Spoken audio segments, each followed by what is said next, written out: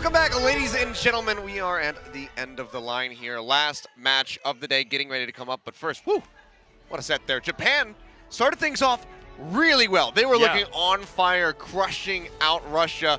But then they turned it around. Went to Volskaya. Not sure if I would have tried to invade Russia in the wintertime. Didn't work out for them. Did not. And from there, they get the 3-1 victory. But it was looking really tight-knit there at the beginning.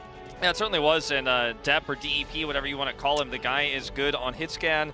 His Widowmaker, but especially his McCree really taking over a lot of that map of Oasis. Had some great moments going forward as well. But at the end of the day, you know, Russia's coordination ended up being too much for the team. I think momentum-wise, the shift was definitely towards Russia once we got to Volskaya. Yeah. I just didn't feel like Japan was playing the same game that we saw earlier on in the series. Yeah, and having Russia come into this and maybe have a little bit better synergy is not a good look for Japan, who is an entire team stacked up. But it was good to see from Dep there, kind of the spiritual successor to AKTM, who really kind of exploded onto the scene last year in Shanghai during that World Cup group stage. Same type of player, you know? Yeah, not here this year, and I think he actually is not playing anymore. I'm not sure. But he was a fantastic player, and it seems like Dep is kind of filling those shoes. But can't get the win, but there's still going to be hope for Japan moving forward. It would seem they have shown promise. The start of that series is absolutely stellar from them. Yeah. So they can kind of channel that moving into the rest of their matches across the rest of this weekend. I think that they can have some success, but there is some stiff opposition. Russia is looking very powerful at the moment here. Currently going to be, what, 7-1 on the day. Then we've got Finland versus South Korea. That's the hype coming one. up. Russia, depending on how this game goes, Russia could end the first day in first place. That's right. I think that it's important to note that Japan, I think, really showed us a lot of top-level play at their highest ceiling that we saw so far today. So I think when we talk about rankings, at least Japan seems to have a little bit more fire than Chinese Taipei, for example, and Hong Kong. The coordination seems to be better. They played with each other a lot, as you know, we saw earlier mistakes saying on stage. Because they play together a lot, so much, that synergy, you could feel it, you could see it. I think as long as the momentum doesn't shift too much away from them, I think they're a team that could really bounce back in this group if they actually get if they start to get a momentum swinging in their favor going forward for the rest of the weekend. Yeah, well, enough about Japan and Russia. Those guys are done for the day. There's only one more match ready to go. Finland versus South Korea. Like I said, this one could also determine that first place spot if they can come away with a 4-0 victory on either side, but that seems highly unlikely. This should be a bit of a bloodbath, some back and forth between these squads. And who's going to come out on top? I honestly don't know. They have the home crowd advantage here to South Korea, but will that be enough? Finland looked absolutely dominant in their first game.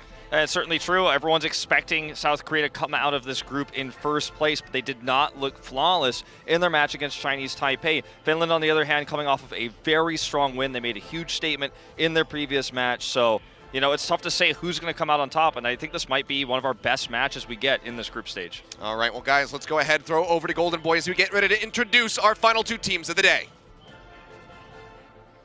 Annyeonghaseyo. Hello, everyone.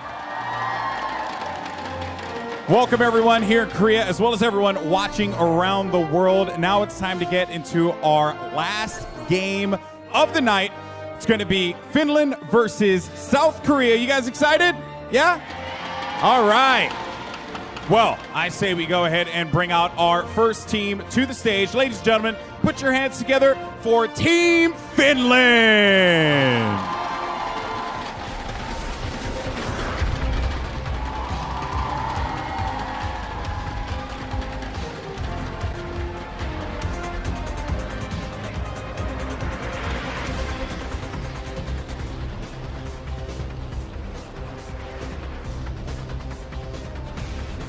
Now, of course, this Finnish roster has a lot in front of them here because not only do they have to find a way to work together, but they also have to overcome some incredible odds as they face off against one of the best teams in this World Cup. Ladies and gentlemen, welcome to the stage, South Korea!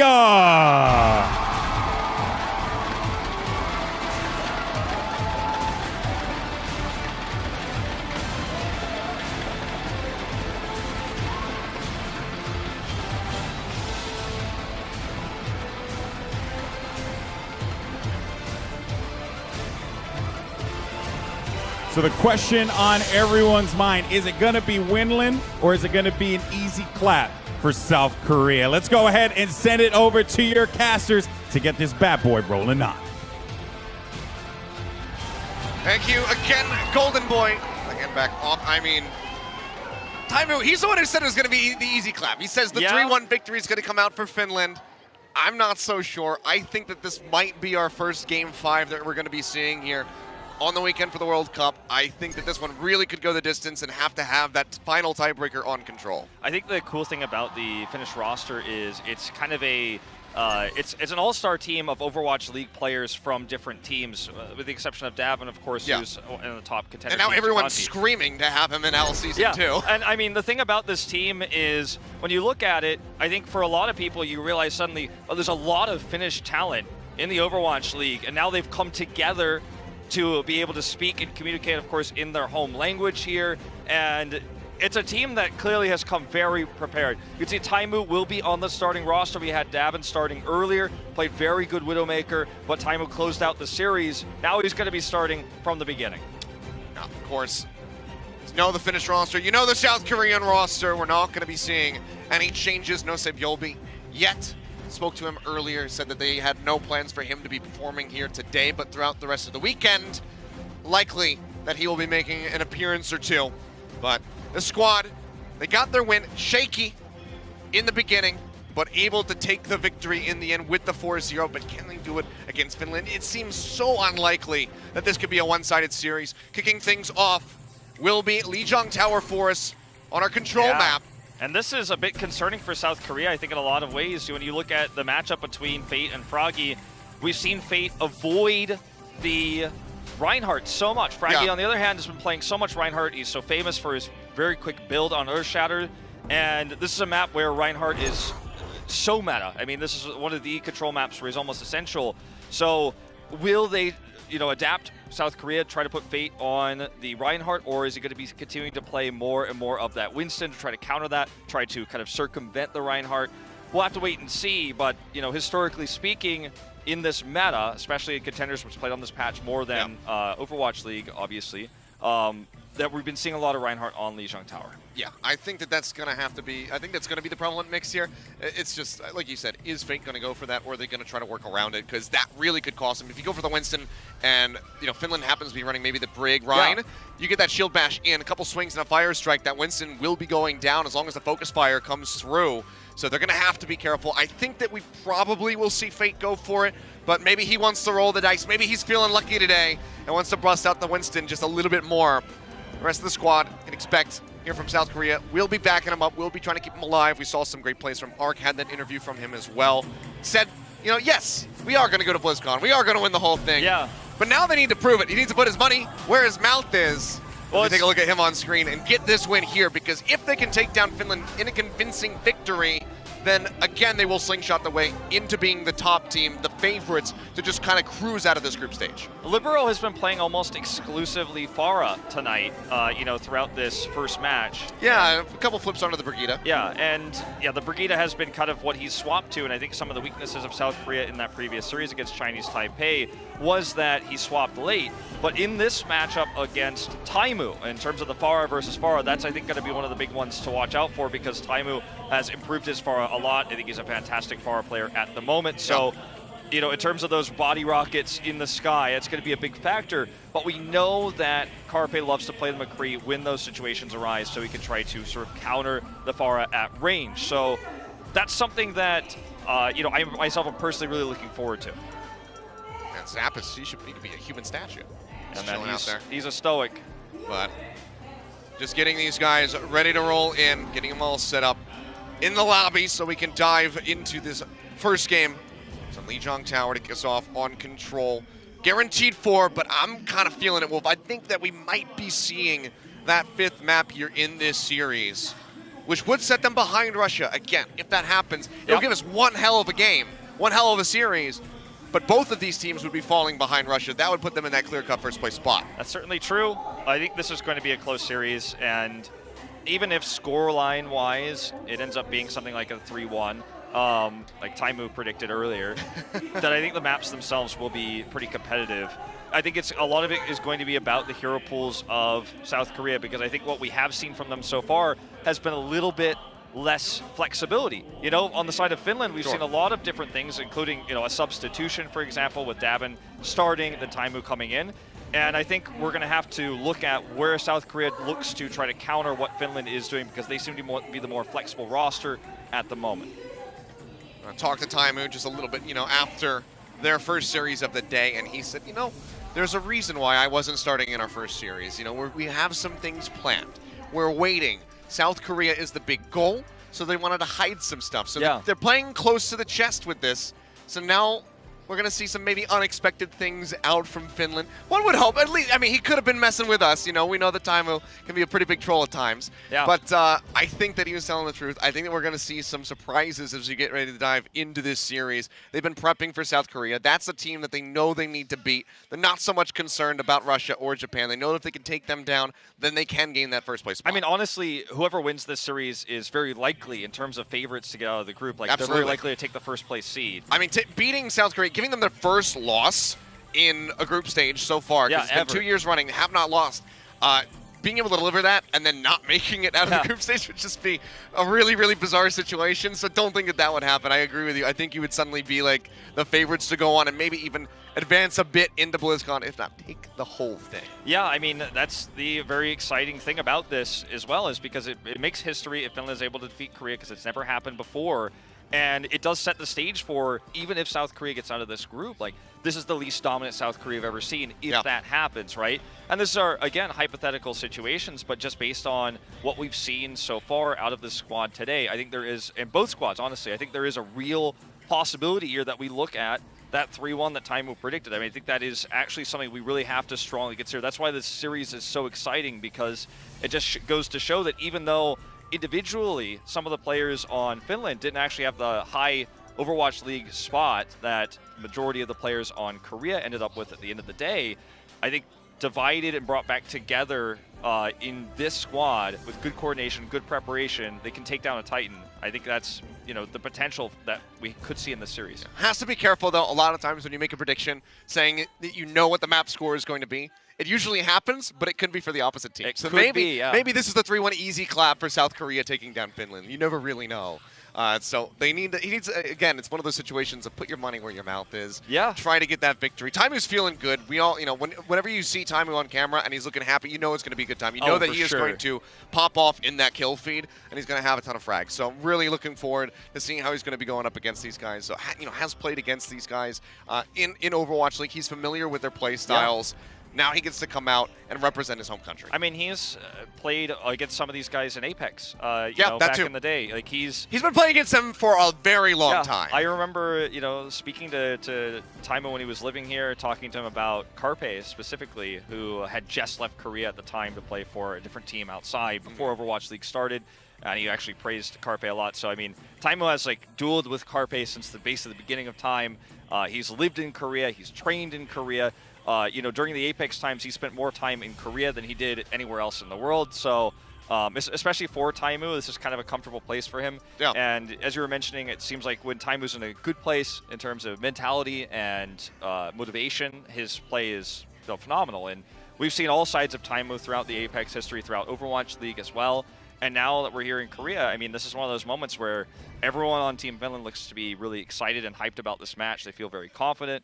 And it's just rare to see that stacking up against South Korea, who, like you've mentioned multiple times, has never dropped a map in the group stage for qualifiers. If Finland could win this series and then take first place, it would be Taimu's first place finish since Apex Season 1, where they're able to take down Africa Blue. So that would be a huge throwback for him to try to get that win. And a lot of it was on the back of his play. You think back to the Roadhog gank, essentially, that he had on Hollywood. So absolutely wonderful performances from him. So we're going to be expecting a little bit more than that, a little bit more of that, I guess I should say. We're just getting everyone set up, guys, just so you know. Still getting them in the lobby, getting ready to go on Lijiang Tower. Yeah, they had to do the walk-ins and stuff like that. So second they sit down on the computer, plugging all the peripherals in, getting ready to play the game. All right, but I'm being told that we do have the game ready to roll. In fact, so we'll be jumping into Lijiang Tower momentarily to see these two titanic teams collide. I'm getting ahead of myself. I'm putting my C's on the beginning of my next word instead of on the third one. But here we go. It happens. It does. Sometimes when you have to talk this fast, you jumble up a little bit, but it's fine. We've been filling some time. We're getting ready to roll. Now we can get into the game, Yep. and things can be good. We can finally see the action, see who's going to come out on top. So, guys, let's go ahead and dive in just a moment to see who is going to come out of this, of day one, essentially. It could be Russia. It could be Korea. It could be Finland. But, ladies and gentlemen, here we are. We are in the map. Incheon Tower, ready to go, kicking things off on Night Market.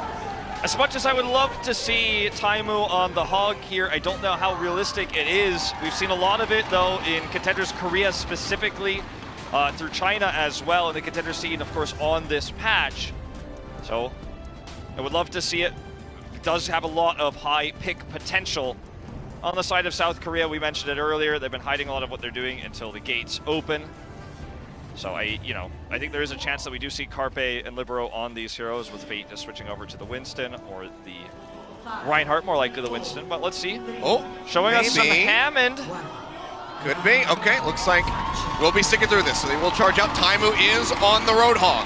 Hey, you can do a lot with the Hog against the Hammond. You can, of course, just simply grab him, prevent him from being mobile. So get the Goat's adaptation here. Not going to be seeing that Brigade coming through. Pile driver coming down from Fate. Not getting too much done with that. Getting zapped down below half HP. He will just go ahead, roll back. Keeping himself safe. Point getting ready to unlock in 6 seconds. Right now it's going to be Finland who have the inside track, but Libero tries to open things up. Chaz going to be taken down. Fate dives in. Adaptive shield comes in, but they can shred it right off him, so he has to roll back to safety.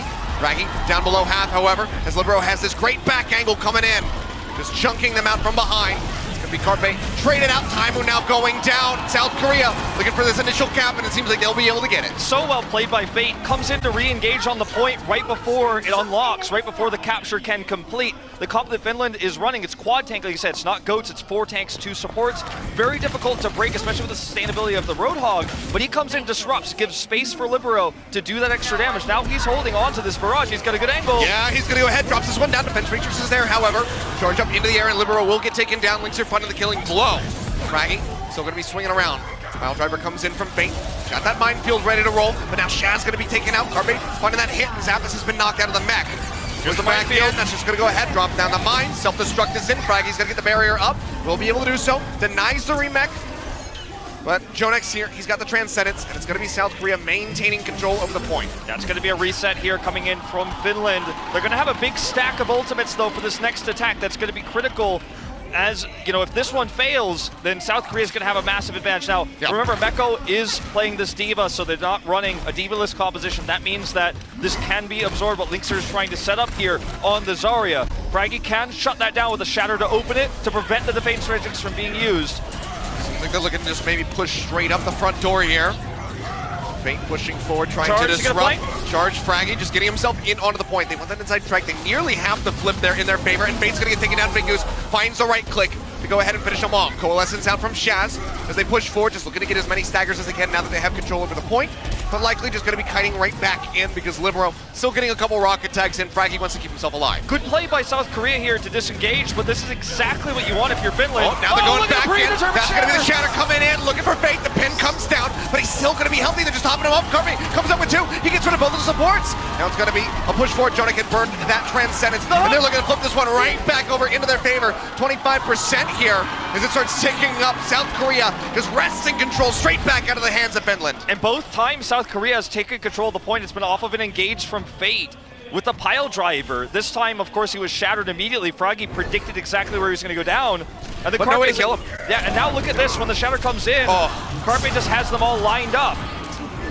Yeah, perfect. Straight up into the air. Now Libero has this barrage. It's 83%. The minefield from Fate actually takes down Big Goose.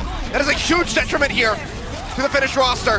Graviton Surge pinned in onto the wall, however, as they try to get control back. Self-destruct going to be coming down, but Meko is taken out. Shot from Carpe finds Linkser. It's another headshot, but we'll have to go ahead and peel back as the tanks are hot on his heels. Whole hog from Taimu does manage to take down the hamster, but it's not going to be an nice hook in. I was going to say, never mind. I was going to say there's not much to follow up on that. No staggers, but they get Carpe, so that's good. So can South Korea pile drive into another run by from Carpe again? Not if they can't get onto the point. I love that Finland's playing aggressively forward here into this choke, looking for picks, backing off now. As long as they don't get too stacked up, the pile driver is not going to allow Carpe to make that happen again. He leads with his Infrasight, so he knows where everyone's position right now. He's trying to spot for Fate. The Infrasight's going to allow Fate to know where he wants to pile drive in when he engages. Here it comes. Yep. Looking for it. Drops it down now, but he's already chunked out. Right click's doing a lot of damage here from Taimu. Libero pushing forward, the barrier's up, and he's not really getting any damage in, but finally the shield goes down and Fraggy will fall along with it, as does the mech here from Zappis. Libero cleaning up house, getting rid of those tanks in South Korea, tries to get the flip back in for the win. 95%, they'll get it, they start moving forward, and now Finland, they start getting blood dry. Shaz and Lynx are both going to fall. No one really to tag back in as Big Goose goes down. Can't really buy time with that Lucio, and Fraggy is eliminated. And that should just be a very tight-knit round here on Night Market going the way of South Korea. Fate, you know, we questioned his ability to play Reinhardt here. We knew that this map would likely be compositionally, from the meta we understand to be, the meta we've been watching throughout contenders globally, right, on this patch, on Lijiang Tower, most teams are playing this map, as we just saw Finland do. But South Korea broke the mold. They put Fate onto that wrecking ball, and he was able to engage and retake the point multiple times with big pile drivers, stunning and disrupting the formation of Finland. And it's, we talked about this all the time when we've cast this meta, that when you get set up on the point with something like that, especially when you have ultimates like Finland did, it's so difficult for the attacking team to break it. But the wrecking ball throws a wrench into all of that, and you could just avoid the shield, get in there, and drop the pile driver. And despite Finland's best efforts to play around him, they knew it was coming. They just could not stop the follow-up damage. All right, well, no Roadhog this time around. Taimu just going to be over onto the Brigida, so keeping things a bit standard here as Carpe gets dove on. Goes out that flashbang, still going to be safe, however, as they push outside. Fate will fall, Taimu finding that kill, and now Mecha going down, so Finland setting themselves up nicely for some extra ult charge as well as this initial cap here onto the point. And Jonak taken down right at the end, means they'll have an ice dagger, and Carpe has to dive off the side. So Fate's going to swap over to Wrecking Ball, yes, again, as Carpe, as you say, will fall off the side here. He may swap as well. See if he can get a line of sight. Will be the Hanzo he's looking for this time. Once again, the Wrecking Ball will be used to try to set up this pile drive. Doesn't get enough airtime on this one, though. Gets stuck outside, gonna flank around. Yeah, just gonna be wrapping around the backside. There he is. Goes up. Really hard to keep track of him. He's just all over the place. Busts out of the roll. Has the quad cannons up, trying to get some damage in. Meko nearly falling out. We'll be able to maintain the suit here for now as Fate goes forward. Pile driver coming in. Now, so many. Now the coalescence coming down from Shaz, just keep everybody alive. Finland are still in control of the point. Fraggy very close to having this shatter available. Yeah, South Korea, they're just poking out. They're trying to work their way in here, but they're taking their time. They're playing this one out patiently, but now Jonek's going to go down, and that's going to be the invitation for Finland to push forward. Rez comes in, puts him back into the fight. He nearly has the Transcendence, but he's going to die right off the bat as soon as he comes back in. Now Libero dropping down the barrage, manages to get rid of the Reinhardt, but Libero and Carpe will both fall, and South Korea struggling to work their way in here on Control Center. I think that Finland has in a lot of ways figured out what Fate is doing. They're staggering Fraggy's position, putting him a little bit further forward so that everyone else doesn't get caught by that massive knock-up. And if that continues to happen, then sure, Fraggy gets hit, but he gets pocketed, he gets healed up by the triple supports here in the burst heal, especially coming from Taimu. And look at the position here. This time Linkser and co are not going to get caught by a pile driver. And so difficult to approach without that wrecking ball. Minefield. Holding the grab here for now, waiting for an opportunity. High energy on Linkser. Start shredding them down. If he can just line this one up, has to be worried about the defense matrix from Meko. So far though, South Korea not really been able to get in onto this point. It's already 90% here for Finland as they look to go ahead and finish this one off. 100-0 would be quite the statement. Pushing around the corner. Carpe drops that trap. Not going to be able to get the lockdown here onto the Zarya. Fraggy dead, however. Good opening here for South Korea as they try to work their way in. It's overtime, so they have to get in onto the point to keep this one contested. Fate nearly goes down. Adaptive shield comes through, but Taimu follows up, manages to get the kill. That's going to be Reptire coming through from Carpe. It's not going to get anything, and Biggoose actually takes him down while he's channeling it. So South Korea, they managed to get the flip, but this might be Finland able to regain control very swiftly. Yeah, Meko's is going to have to try to buy time, but he only has a self-destruct to do so. Oh boy, Carpe's moving over to the Doomfist. It's that time. Desperation coming through. Libero pushing his way over to the side. Graviton Surge coming down. Fraggy gonna get eliminated by the barrage. Carpe pushing forward, looking for the right click. Gets the hit there onto Shaz, taking him down, and followed up before that onto Big Goose with the seismic slam. Also gets Linkser. Comes back in with the Doomfist. This has been live or die by it for Carpe in the past. Right now he's living. He's living right now. Zapi's just gonna get staggered out, body blocked here, so he cannot jump off of the point. Of course, now will finally be killed here, eliminated, but South Korea by 40%. thing about this comp for South Korea is it doesn't have a lot of synergy. It was a live or die by Carpe's Doomfist, the burst damage he brings, but the supports here, especially the Zenyatta, can't really do much for him in terms of sustain, so he's going to have to do damage to build shields to survive. Yep. If Finland stun him with Taimu's Brigida, he's going to have a hard time, but look at this hide, this flank. He's waiting up top. He did shoot once, so might have given away his position depending on how close attention Finland was playing. I don't think they've spotted him out yet. Fate just keeps playing forward. Has the threat of that minefield. Not going to be getting the rocket punch here. Exits over onto the back. The pile driver comes down. Fraggy falling a bit low, and Sap is going to be eliminated. Very swiftly killed after he falls out of that mech. Carpe goes low, stays alive. Big gets another kill with the minefield. Carpe comes up big, takes down Linkser, and now it's going to be 80% South Korea. Can close out Lee Jung Tower with the 2-0. The minefield is so useful here, Achilles, to stop the approach of Finland because their entire comp is slow moving with the exception of the speed boost coming from Big Goose, so they have to walk over mines to approach the point. He's almost got another one. Yeah. Right now he's at 65%. Carpe building up, looking for the Meteor Strike, just going to exit with the rocket punch. Shatter comes down, they get the lockdown here onto Fate. The pocket comes in the version, trying to keep him alive, but Fraggy has a charge and takes him down. It's 99 to 99. As OT starts ticking away, South Korea still in control, looking to maintain it. Carpe finds a pick onto Big Goose. Now Fate takes down Taimu. Things looking pretty good. Meteor Strike comes in. Sap has no chance to make it back into that mech. He will be taken out. 3 members remaining for Finland here onto the point, but I don't think they're going to be surviving for much longer. Now it's just going to be Fraggy. Tries to get a pin. It's not going to happen. 99 to 99. That's the finish. Big Goose tries to get the tag in. South Korea will go ahead and get that first victory here on Lee Jung Tower. 2-0 victory. It wasn't easy, but I think the play we saw from Fate here was absolutely inspiring. I mean, honestly, in a lot of ways, the way he played Wrecking Ball here to set up these big knockups to look for big engages. Like, we saw the knockup into the Widowmaker play there, where everyone was basically, knocked into the sky, unable to really avoid Carpe's shots or get towards him to collapse on him because they're, of course, skyward. And then his ability to engage onto the point repeatedly while doing enough damage to build those minefields, which help them control. We have to talk about Carpe's Doomfist blowing up that point, though. Yeah. Doomfist is a hero that, because he gains shields based on how much damage he does, if he starts to snowball, it becomes very difficult to deal with him. And when your only reasonable means of lockdown or Taimu's stun on the Brigida or a charge from Fraggy, a very mobile hero like the Doomfist, who was also hidden for the majority of his their second approach, it's just so difficult to deal with this hero, and Carpe played it so well. Yeah, he did. I mean, we saw him really go to that in the show match versus Runaway. He kept bringing it out, and it was either really, really good or very, very bad.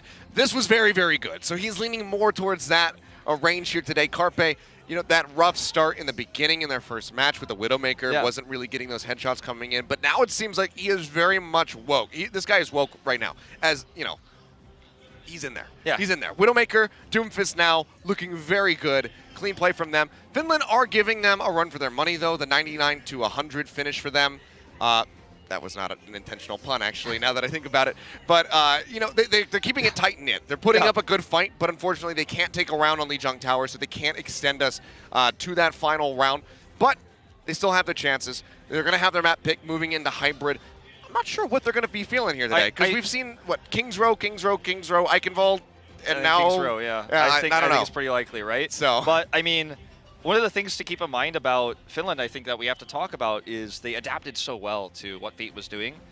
They got caught off by it a few times, but then eventually Froggy was staying at the front, and he was the target they wanted to knock up most.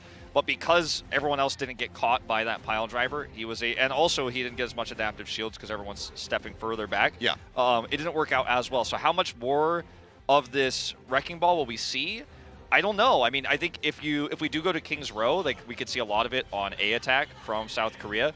But otherwise, that might be the end of what we see here, because it's so based on the fact that on control, especially on Lee Jung Tower, your opponents are all set up in one specific area, and they're locking it down with a heavy tank comp, so you can get all the shields, you can get the big knockups. I don't know how much more of that we're going to see unless we go to Kings Row. All right, we're about to find out. Let's go ahead and take a look and see what our second map of this series will be, as we go ahead and take a look at Hybrid.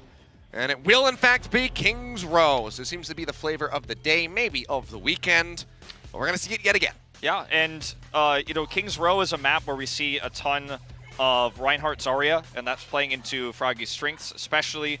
So, obviously, Linkster's had a great Zarya. So, let's see how South Korea approaches the point. Will we see more Wrecking Ball from Fate to try to counteract this? Or are they going to have to put him on the Reinhardt because he's been, for the most part, avoiding that? Remember when we saw South Korea against Chinese Taipei, they played a Sombra attack comp that didn't really have Reinhardt as a factor.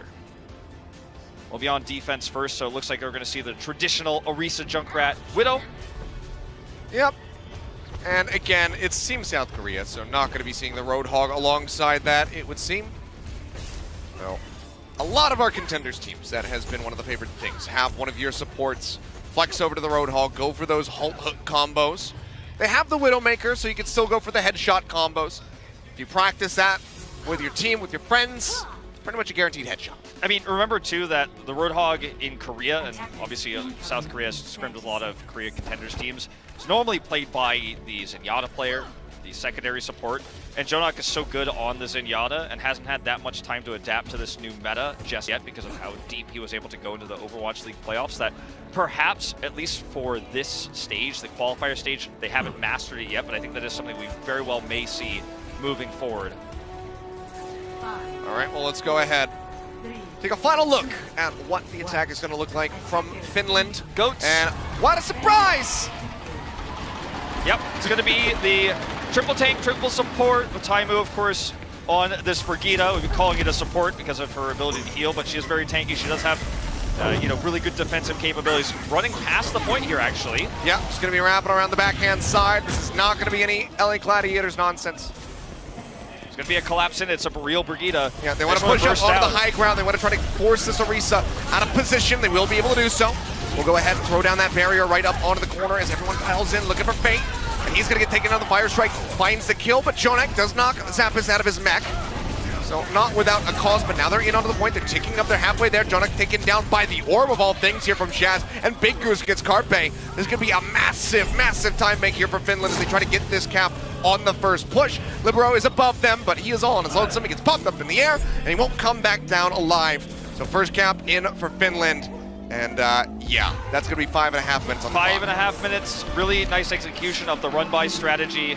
Not getting caught there. Given that Roadhog wasn't a factor, there was no way to pick them while they were sneaking around, skirting around the side here. We're going to see Big Goose, the first perspective, he does get the final kill there onto Carpe.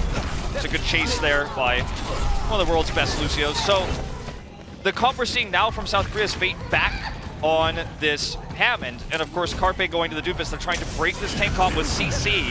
Yep, Fate diving forward, Adaptive Shield's gonna come in, keeping himself alive. Big Goose kind of go around to the side, keeping everybody sustained, building up towards that sound barrier.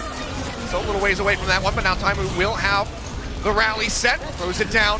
He's offering up his armor here to the supports. So they're gonna lose it here as they take a smattering of damage. Coalescence out from Shaz, keeps everybody topped up as they keep this cart rolling through. So far, hasn't really been stopped. It's just been the drive-bys from Fate that kind of halted it. Carpe diving in, but immediately gets shield bashed, and Taimu just shuts him down. And they tried to combo it with the minefield from mid-air to try to basically just drop them down. Does not work. Self-destruct comes out, manages to find Fraggy, so this is going to allow for South Korea to go ahead and gain control over the cart on this corner, at least for the moment. Echo goes in, gets rid of Zappis, Big Goose goes down, nice little stagger there onto the Lucio. Fate keeps playing forward, knows that he's got that incredible accuracy with these quad cannons. He just wants to build up as much as he can for the next minefield. Yeah, you have this ability to do massive damage and position yourself more aggressively because you have a huge tank pool, tank health pool because you are a tank and you have your adaptive shield. So you can play aggressively. Here comes the run in. Shatter going to be coming in. It's going to be Meko getting locked down. Fate as well in the back. Fate and Jonak there going to fall. Meko taken out and eliminated. Final hammer swing there from Fraggy will get the life of Arc, and the cart can push forward again. Finland still with a massive time bank of 3.5 minutes, rolling into point B, which is go ahead and bump that up even more. South Korea, can they stop this? It was a really beautiful shatter from Fraggy, so, I mean, after that, Libero knew he couldn't try to barrage there, which is never going to be a trade-up. They have those same ultimates to look for a contest here, though, especially the Meteor Strike. Link Circuit all shut it down, though, with one good grab. There it is. That's going to be the grab in. Barrage out from Libero, manages to find one. The self-destruct from Zappis gets two. Libero and Fate both going down. Meteor Strike comes in. Big Goose going low. Zarya bubbles there to try to keep him alive. Rocket punch in. Can't get the execution. Big Goose still survives. He's over onto the cart, keeping this one contested. Carpe jumping way over to the side, trying to stay alive. He's down below half HP. So good. And Fraggy manages to get Jonak.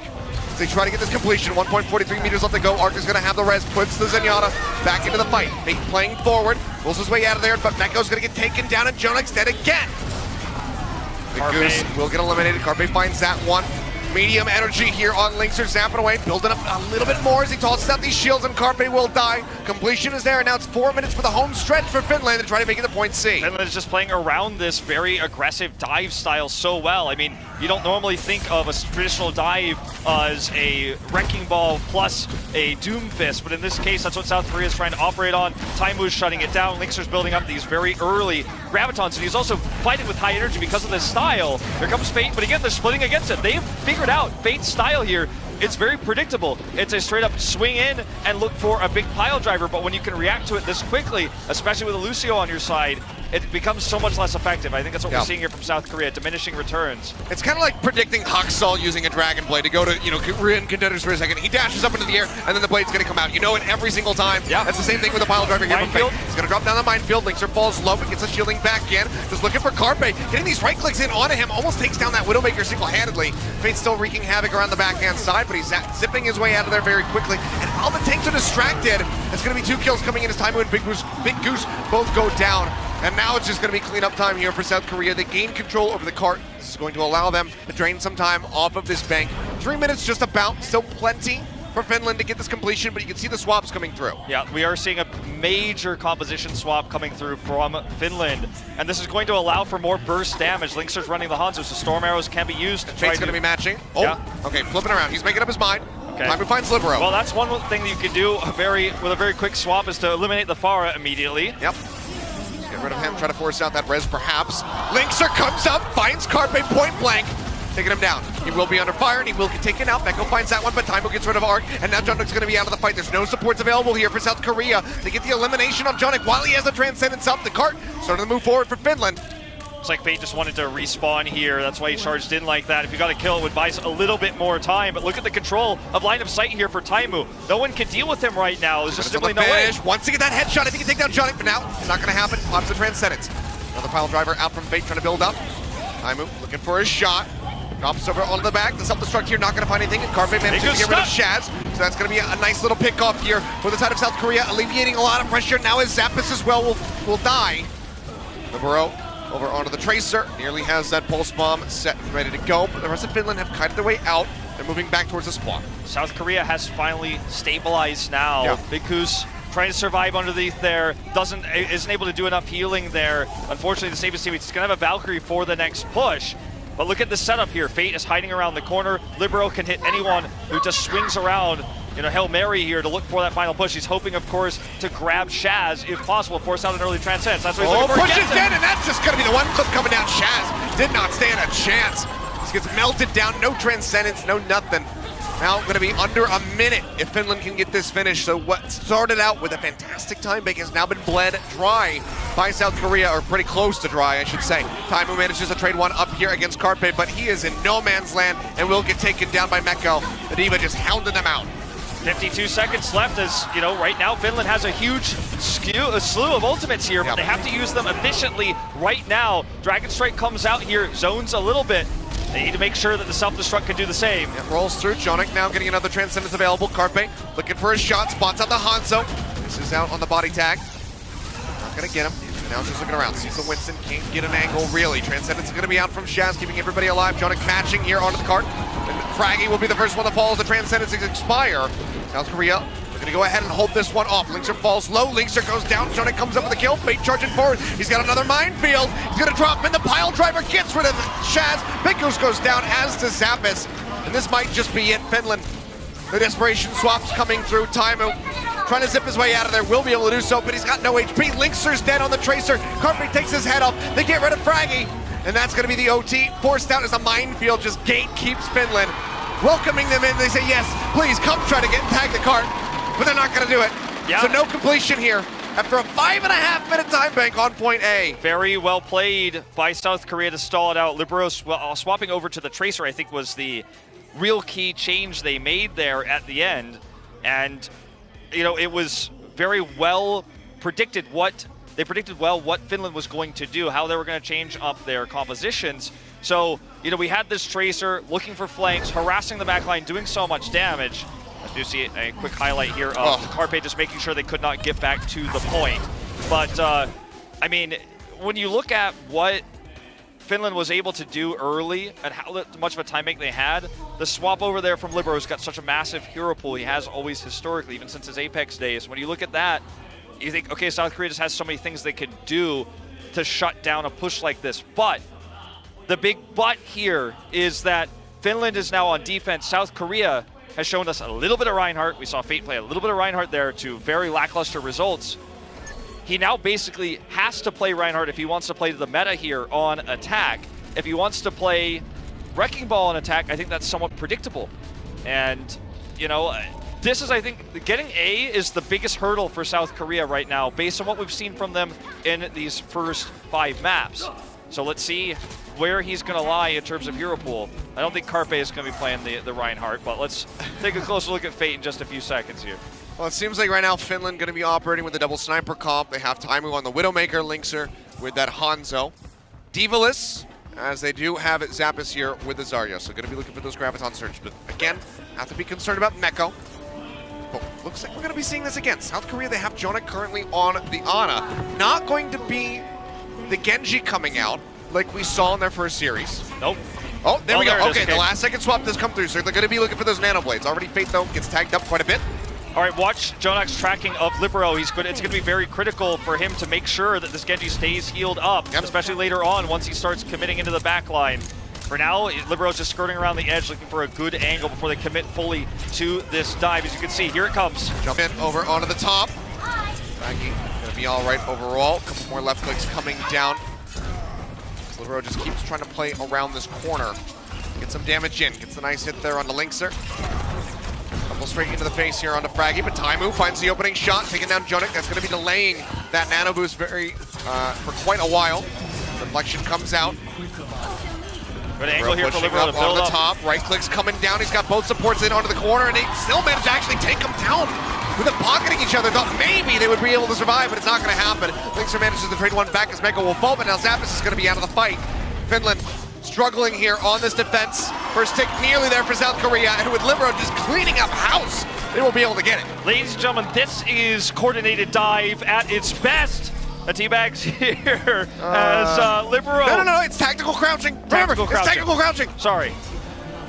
But anyway, so we have this Genji come through, super coordinated dive, and you were talking about the healers trying to pocket each other. It does not work. Hold that thought. Tries to go for the fadeaway, but a little bit sloppy. It's all right. He's trying to. It's an intimidation tactic, you know. An intimidation tactic, indeed.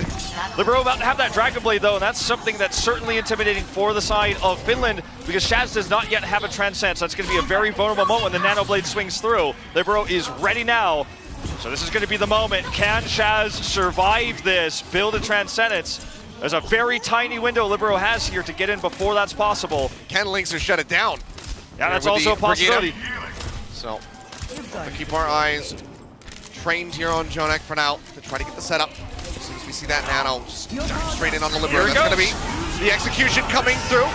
Nano Blade coming down. He's going to be stunned up. The Libero's still not going to be dying, but he's not going to be getting any kills either, which, if you're Finland, you're very happy about. That's a 2-ult investment for absolutely nothing. But now, with this up-the-struck, Meko just managed to get the Chaz, and it's the follow-up of the back of the play, where they managed to get the kills coming in for South Korea. Carpe gets a double, taking down the Winston and the Widow as they just go ahead and keep pushing forward. Yeah, a minor little halt here, a hiccup, a road bump perhaps for South Korea, but they get the cart moving again. They certainly do, and now South Korea has a slew of ultimates that they can use to zone Finland out from getting into position. Taimu ideally would like to control line of sight, as Carpe is looking for right now, misses him with the Sonic Arrow. He's going to toss this forward here, looking for Shaz, misses that as well. Gets a little bit of damage there onto Fraggy. Shaz takes down Libero. He's trying to delay these Dragon Blades as long as humanly possible. Carpe will also fall, so the DPS duo from South Korea will be eliminated, but that doesn't mean much because the cart has been rolling up this entire time, so they get it dangerously close as Jonaki's like, yeah, I'm dead. You guys got me. Yeah, and now this is shut down. I think the key thing here is that they were unable to really do much with that Dragon Strike. Carpe wanted to mess up the formation there of Finland. It did not work. Finland's able to take this fight not only, as you can see here, we're going to take a look at this, I guess, a different angle, but what Finland was able to do in this fight just previously is win the fight with no ultimates used. Now they're going to have a rally. As you can see, everyone's armored up. Yep. Like, this is going to be a hard nut to crack for South Korea as Libero will swap over to the Pharah. Well, that's a great opening kill here. So now it's an even harder nut to crack. Don't have your Zenyatta. Res has to be used. That'll just be moving over on a cooldown. You can just see the reactions here from Taimu. He knows he's not going to be able to get that kill because there's not enough charge. But just to go ahead, scope in, and try to get that shot, this guy, when he is in form, it is absolutely incredible what he can do. I mean, yeah, when you have line of sight as well and no one's aware of your positioning, which Carpe is constantly trying his best to track, like this, in moments like this, Jonak is vulnerable because he doesn't know where he's supposed to be looking, where he's supposed to hide. Oh, well, Taimu gets jumped on, but the armor pack comes down and gets that shot in. Onto Carpe, takes some low, and Linkser picks up Jonak.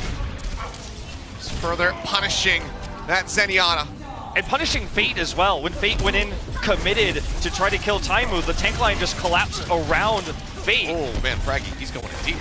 Yeah. Backup finally coming through from his squad for a second there. Was looking a bit too risky. But Taimu looks invulnerable right now. He looks untouchable, and his accuracy is, of course, always good when he's given these opportunities, but it almost feels like South Korea's they're drawing so many of South Korea's resources to him that Finland is able to collapse in and kill the tanks who dive. Jonak got caught there because Fate wasn't there to actually peel for him. Taimu's sneaking around. High ground here, he finds Carpe! He just swapped over to the Widowmaker to try to match him, but instantly gets taken down. Rez out for Mark again to put their Widow back into the fight. Pocket coming down. I mean, you're playing... Big Goose keeps Fraggy alive. Libero's playing this far into Taimu's Widow. It's going to be a tough time. Bait's in pretty deep here. He's looking for the hits on the Taimu, but he's going to be pretty much fine in the back line. Bait's just going to be bouncing around. Barrage comes down from Libero, not going to be finding anything. Self-destruct down from Zappis, gets rid of the Pharah. Finland trying to hold this. It's 50 seconds remaining on the clock. South Korea not even able to tag in onto point B yet. Can they pull this off and keep that 3-1 dream alive? Looks really unlikely. Libero going to make the swap over to the Hanzo now, as even though his barrage was well placed so that he could not be hit by Taimu, he was just shut down immediately afterwards. Another rally here from Linkser. Now they have so much armor. Up. Taimu getting it yet again, making it that much harder to take him down. Hey, he's just basically invulnerable right now. Echo takes a hit. If either of these supports die, that could be it. 20 seconds remaining. Carpe gets rid of Taimu, but the rest is going to be there. No punishing on the Big Goose, but now Fraggy is going to go down. They can't put the Winston back into the fight. Transcendent's going to be used by Jonak as they try to work their way in, try to get this push on the B. Transcendent's going to be matched. Jazz charging forward, helping to keep Zappis in that mech. He just keeps getting poked out, but will not go down. Linkser gets the shield bash in. Echo's going to toss a self-destruct. Linkser has to look the other way, and he'll get taken down, and Taimu's eliminated by that self-destruct. Echo makes it back in. Good chunk out of the mech here. Zappis. Same's going to be said for him. Libero tosses out the Dragon Strike. Big Goose goes down. Chaz will fall. South Korea, they barely inch their way in. They basically need a finish if they want to win this, if they want to move up 2-0. And they can't really swap right now. They don't have enough time to try to switch the Reinhardt Zarya to complete C. And Fate has a Primal Rage, so he'd ideally like to use that efficiently. So they have to control Taimu, and Taimu's already got the opening pick. Yep, takes down Libero. Res is going to come out. Carpe trades it back.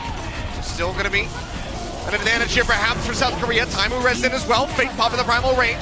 Goes down to about half. We'll go ahead, just rejoin over back towards the cart. Echo going to be taken out of his mech. Big Goose actually finding that hit. The Baby Diva will get taken down by Linkser. Dive onto the top. Fate sap it away.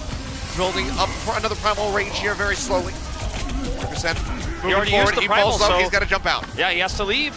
And suddenly, you know, once again, Taimu has free reign over this zone, and Carpe can't beat him without really just flicking around a corner here because Taimu has eyes on him at all moments. As you can see here, he just had the Impersight as well, so he was able to track him the entire time. And with no Primal Rage, diving Taimu directly is not really an option here for South Korea. Carpe, can he come up with it? He's looking for Taimu. Makes that shot. Breezes straight passes here. Grapple over to the side. Self-destruct out from Echo. Not going to find anything, but Zappis comes up with two! Gets rid of the Baby Diva, and now Libero goes down. An exchange on the Hanzos as Carpe brings one back in for South Korea as they try to keep pushing forward. Carpe follows up. Gets rid of the other sniper. The Big Goose gets a res on the Linkser, putting him back in. Echo has swapped over onto the Soldier 76, just wants to be able to rejoin.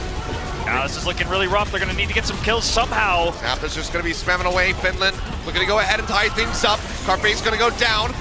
Fate up here into the front, falling low, gets eliminated. Fragging with the Primal Rage, gets rid of Jonek. Now Meko is going to fall. It's just Ark and Libero left in the fight, and I don't think they're going to be able to do anything. Taimu gets a hit there onto the Hanzo, and this should be it. The OT ticking away. Finland keeping the hopes alive. Taimu set a 3-1 easy clap. Right now we're tied up 1-1. 2 to go for the prediction he made on stage just earlier this evening to come true. Really well played here, good understanding of how to protect Taimu.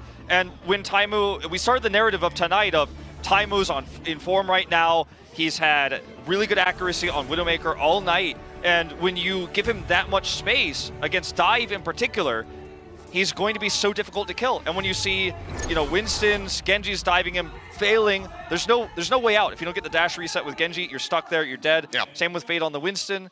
And I mean, even beyond all of that, when Libero tried to swap to the Pharah, he had an even harder time ever getting barrages off because Taimu was just simply not going to die. His teammates were there to peel for him. And he was willing to go so far back that he was irrelevant, basically, to stay alive, and then slowly crept back in and kept getting that damage done. Yeah, I mean, stellar performance there from Finland. It was a little bit rough when they weren't able to get the completion onto point C, but a fantastic defense comes through. They managed to hold off South Korea, and now we're going to be tied up 1-1. So we get to see what South Korea favors for their map pick. It's going to be the first time we get to see it here as we get ready to move into Assault, so we'll see where they want to take us, but no 4-0s. We're going to have a series on our hand. Taimu, can he deliver on his word, get that 3-1 victory? It would be such a statement to make here for the Finnish squad to try to get those wins. But guys, we're getting ready to go into halftime, but first, let's go ahead and throw over to Golden Boy as we have an interview on stage. All right, I'm down here with the flex tank of Team Finland, Zappis, my friend. How are you feeling right now? I'm feeling pretty good. Yeah? It's sad that we lost the first map, but we got the second map and the series is tied, so Okay, well, happy about it. let's talk about the first map. What were some of the difficult challenges that South Korea had presented for you guys that just you guys were not able to overcome? I think it's just their individual skill and experience playing against like these comps that we played. Usually we don't have that much trouble, and we had a really solid plan going into Lijiang, but we kind of threw in a sense a bit, but they played really well and they deserved the win. But glad that we kept the composure to the second map. Yeah, so going into the second map, you guys decided to pick Kings Row. Furthermore, you had Kings Row, but you also had to deal with Hammond, or Wrecking Ball, my favorite hamster, and a very, very challenging for the 3-3 composition you guys were running. Did you expect South Korea to run that? Well, we thought about it and we had like a plan against Hammond, because Hammond is like new released hero, so we don't have that much experience going against him, but we still like theory crafted what we will do against it, and it worked out okay. But why we picked Kings Row is just we thought it was a good map against Korea. Yeah. And finally now, as this series continues, I mean, everyone's saying it's either South Korea, Finland, Russia. Like, these are the three teams that are going to come out of here. But do you feel confident that you can get a win over South Korea, which would be monumental in the group stages? Do you think that you're going to get this 3-1 potentially? Yeah, of course. Like, you can't play if you don't believe that you can't win. Hey, man, fair enough, fair enough. Zap, it's always a pleasure to speak to you, my man. Thank you so much. And when we come back, the war continues. Finland versus South Korea, tied 1-1. See you in a few. Overwatch World Cup is brought to you by T-Mobile, America's fastest network ever. And by Omen by HP, the official PC of the Overwatch World Cup.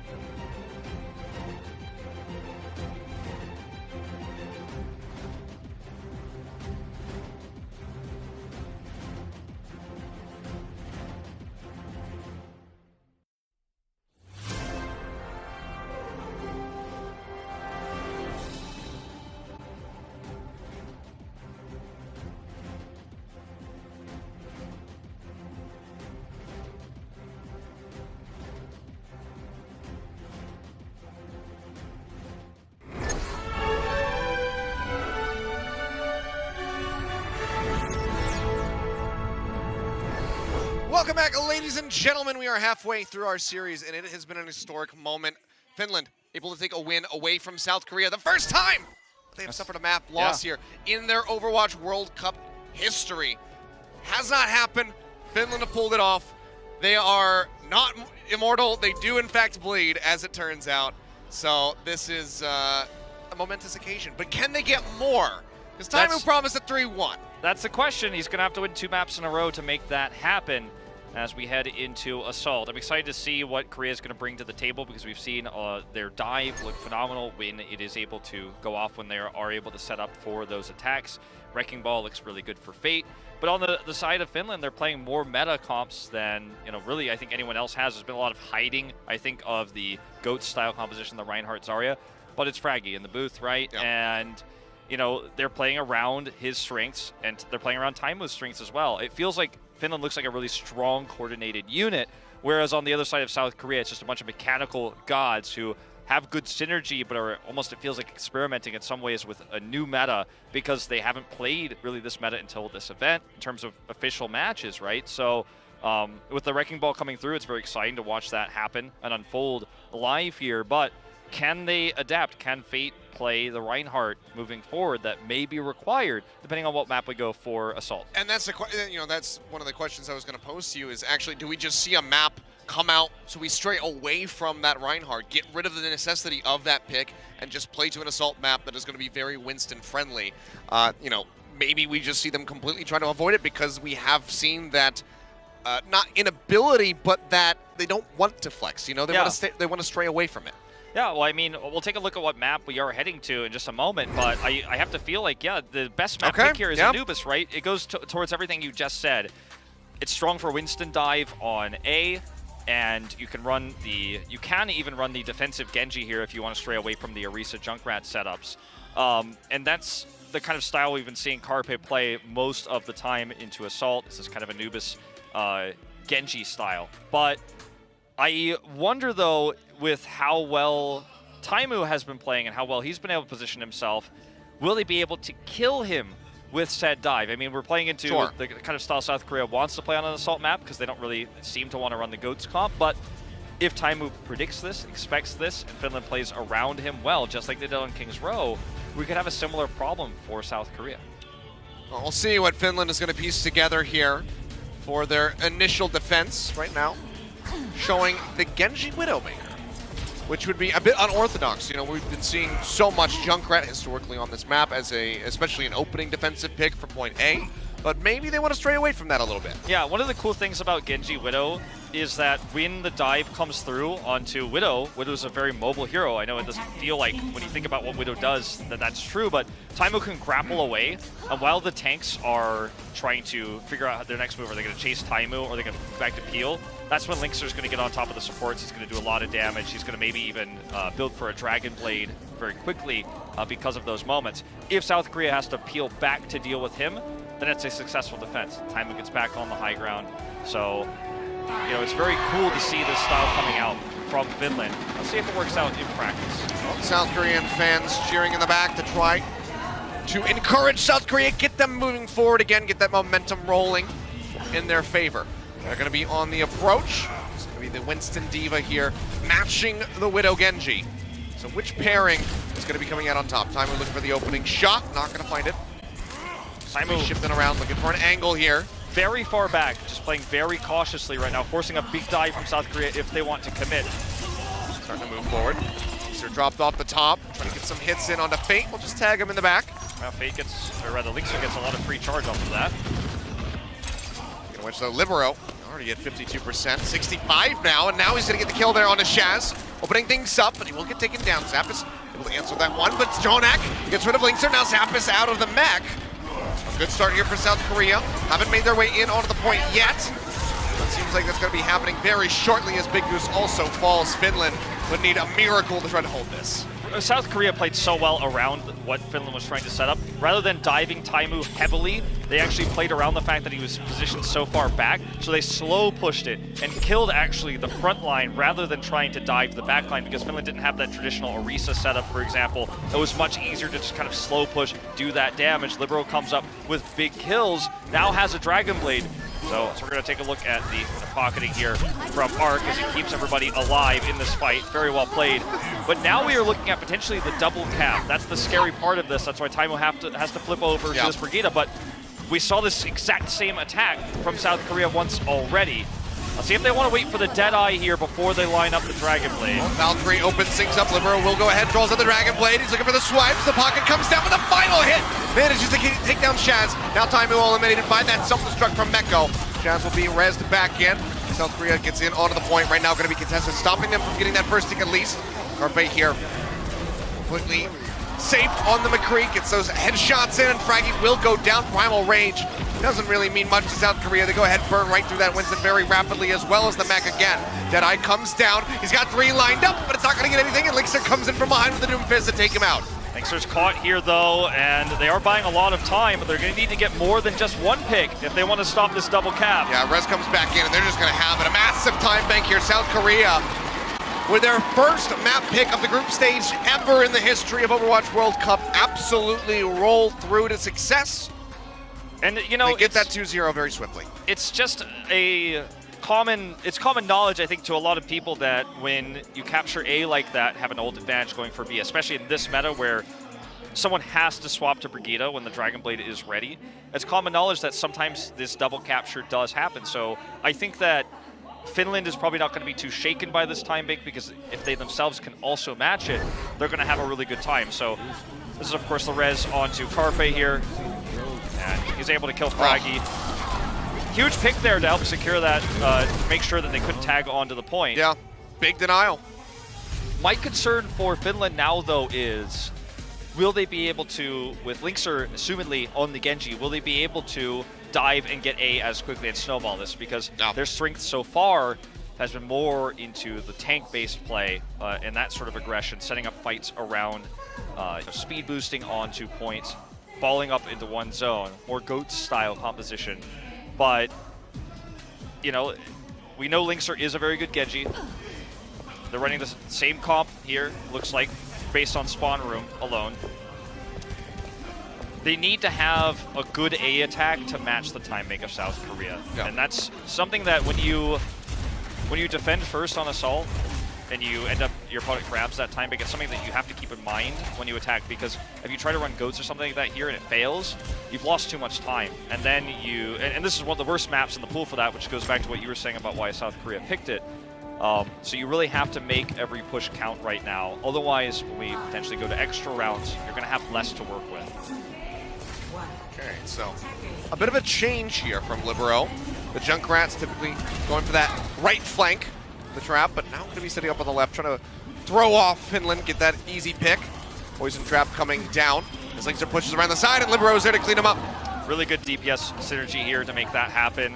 Good call-outs and prediction as to where Linkster was going to be. That's where he operated on the defense, and they find him there on the attack now as well. So they're just fishing at the moment, tossing out these holds, trying to drag somebody in so Carpe can get that headshot. With the comp patient, Finland now going to be driving in. Carpe just jumping back, looking for an angle, and Libero takes down Fraggy. So another great pick. Rez going to be forced out. Big Goose puts the Winston back into the mix. But the shot comes down, and Carpe gets rid of that Mercy. And that's probably just going to have to be the retreat here from Finland. Linkster's low, Shaz down to half HP. They still push back forward here. Zap is trying to build up for that self-destruct, but he's just going to get knocked out of the mech, and they can just go ahead and stagger him, really, if they want to. Linkster pushes forward, manages to take down Fate, now finds Carpe. Can they actually swing this into an advantage? Libero still unhindered here with this Junkrat. Will be fun, and Jonak takes down Linkster. The thing I was going to say right before, just a moment ago, which was now kind of come true a little bit, is Linkster didn't really build that much of his Dragon Blade. He was picked early, and those 2 kills, even though it doesn't get them a tick, doesn't convert into a team fight win, it converts into 72% of a Dragon Blade. So he does get that charge built, which he was very much missing earlier. So now they have an opportunity for this next big fight. Oh, Carpe coming around the side looking for Taimo. He gets jumped on, getting chased down. Looks for the shot here, up close and personal against Fraggy. And Taimo comes up for 2, gets rid of the DPS duo from South Korea. Rez will come out from Arc, putting Carpe back into the mix, and Libero manages to take down Linkster with a trap. Taimo gets rid of Meko. Zapdos just going to be sitting here, has that self-destruct to buy some space. But the clock is draining down. Even if they got the cap right now, it'd be 6 minutes. So already looking like they're going to be able to finish this map with a lesser time bank if they can get the completion. Yeah, But the first tick here onto A still has not come through. Taimu's just trying to operate behind this squad right now to prevent everyone from getting in position. There's a nice transcendence to deny that damage. Jonak keeping himself alive. Shaz still holding on to his own transcendence. Big Goose nearly has the Valkyrie. Taimu taken down. Carpe finds that hit. Holt comes in. Dragon Blade going to be drawn out here by Linkser. Dives in, but he just gets taken out. Linkser cuts down the tire, but then Carpe comes up with 2. Gets rid of the Genji, gets rid of the Mercy. And South Korea, suddenly, they are looking at a full hold here against Finland. They're playing so well around Linkser's dive, the positioning, not to mention the focus fire here. So, you know, I mean, when the Rip Tire comes through, he kills it, but he's exposed in that moment, and everyone has basically created a funnel. What was that fadeaway shot? Yeah. I mean, they've created a funnel for him to operate through, and Carpe was ready. Gets a kill on the Taimu here now as well. It's looking real bad for Finland. Jonak trying to find the pick off there on the Shaz. Again, the Transcendence is still there for Finland. Try to keep people alive, but Xaphis is going to get knocked out of the mech. Carpe just goes ahead, gets rid of the Baby Diva. Another shot in on the frag, and it sets it up for Mecha to go ahead and get the finish. 45 seconds remaining, South Korea. It's looking like they might be able to pull off this full hold. I mean, if Carpe pops this this visor here, he's going to be able, or the infrasight, he's going to be able to get the information as to where Taimu was trying to flank. Looks like he's just going to wait for now. We will see them trade with each other with the sound cues coming through. Palt's trying to pull them into position. They've got one shot, as Finland does, but they don't have any Dragon Blade. I'll jump onto the front here. Fraggy already taken down. Mecha with the Rockets. He's able to finish him off, and now it's going to be Shaz. No Transcendence. He doesn't get to use it. Big Goose hovering around, has the Valkyrie, but can he get a res off? It's going to be the question. I don't think he can. Echo gets rid of Taimu. Another shot comes out from Carpe. Cuts down Linkser. Libero under some fire, but seems like he'll be okay. Big Goose is dead. Xaphis goes down. That should just be it. Can anyone tag the point? Headshot in as Fraggy does tag in for the OT. Shaz trying to charge in. They're trying to gain him out, and he can't make it in. South Korea full hold against Finland here on Temple of Anubis. Very good body blocks there and concussive mines, even though he's virtually invulnerable there in that transcendence to try to tag onto the point. Can still be physically prevented from doing so. That's what happens there on the defense. Shut down was Linkser repeatedly on the Genji by the play of Carpe. His headshots were good, and the way they set up around using the Orisa to pull him into position, oftentimes pull tanks into position, but normally when the dive came through, South Korea backed up, set up in these choke points, these corridors, small hallways that you have to force fights on when the team plays that far back, but that Carpe could predict where the shots were going to come through, where he was going to get those headshots. And I think beyond that, this kind of goes back to our kind of initial predictions about the map, because we played a map where it plays to the dive strengths that South Korea's been liking to run. Fate's been loving his aggressive Wrecking Ball and his Winston. And on the other side, it's Reinhardt Zarya from Finland, and you just can't run that against a time bank that's that extensive. It's just too risky, so they had to try to run the dive, and Linkser was shut down too hard for them to make a dent in that point A. Well, now it's 2-1, so can't deliver on the 3-1 dream here, but still could tie it up on Escort. It's going to be the map pick going back over to the side of Finland. So if they can draw something out where they can get a victory, maybe go for the Rialto, since the Reinhardt is really not going to be in the wheelhouse of Fate, try to exploit that weakness. We already saw Taimu's far up, quite strong, could run that on that map. If they can get that win, they could tie us up and force us into a Game 5. Time will tell. And it's going to be Rialto. Okay, so this is going to be the play here for Finland. Yeah, this is a good map choice. It plays into everything you just mentioned. And not only that, they've had a map of Rialto to study of South Korea. So if they play their style well, and if Farah from Taimu is the right pick, if they're able to do enough damage to set up for good fights, and all those archways, those little small choke points, if they could take those fights defensively, I think that's going to play to the strength the most. This is also a map to where, even though Fate probably really wants to run that Wrecking Ball to try to counter the GOAT style, I just don't think with how this map is set up, it's a good place for Wrecking Ball to try to charge in and get pile drivers. Compared to maps like Lijiang Tower, where you're kind of stuck in one place and you have large open areas for him to swing through, doesn't really work out so much that way on Rialto. All right, well, ladies and gentlemen, we are ready to dive into game here. Potentially the final map of this series, unless Finland can come up with a victory on Rialto. Let's go ahead and find out if they're able to pull it off their map selection. We saw this from South Korea, as you mentioned already, Wolf. And this was the sort of weaker ending to that series for them. Started off a little shaky was good in the middle, and then ended a little shaky on Rialto in their first match versus Chinese Taipei. South Korea, can they show improvement in such a small span of time? That's the big question. I mean, Libero is already highlighting that he wants to play the Genji. So Finland, remember, they have 2 great Widow players, Taimo and Linkser, on this roster. They've got Davin on the bench. He won't be playing in this series, of course, but future stage of the group. Taimo and Linkser here are going to be the dynamic DPS duo that are looking to shut down South Korea's formations. That means we need to see Taimo fly up into the sky, get behind Fate's Reinhardt shield. We're going to be looking for Linkser to flank. If he can, ideally kill Carpe, then look for damage to the tanks to clean everything up. That's what Finland's trying to operate around here. We'll see Zappies swap over to that Zarya now. But for South Korea, Libero has to be the X factor here because they don't have a Pharah to circumvent Froggy's shield. He's going to have to get into the backline somehow. A nice shot there on the Taimu, but not going to be the kill. It's going to be the body shot. Poison trap, going to get triggered. Spots out Linkser here for the moment. Carpe just pokes forward. Tries to take him down, but has to retreat. So far, it's been very hesitant play here from Finland. They haven't really pushed out much. Yeah. Now you're going to see the swaps coming through. Taimu over onto that Brigida. Yeah, Taimo swaps to the Brigida. As soon as they see Libero, they're like, well, this is a little bit risky. We're dealing with Carpe's Widow. Yeah, Carpe's Widow against our Pharah, as good as Taimo is. You know, there are limits to what you can do. And now they want to have. Now they're going to have the stun to shut down Libero when he tries to farm those blades. Good angle here for Linkser to take a fight. They get Fate. Yeah, he is just gone out all by himself. They take him down very swiftly here. Linkser takes a big tag, but will be fine. Just kites his way back around the card to keep himself safe. Spamming out with the right clicks, looking for a couple hits in here.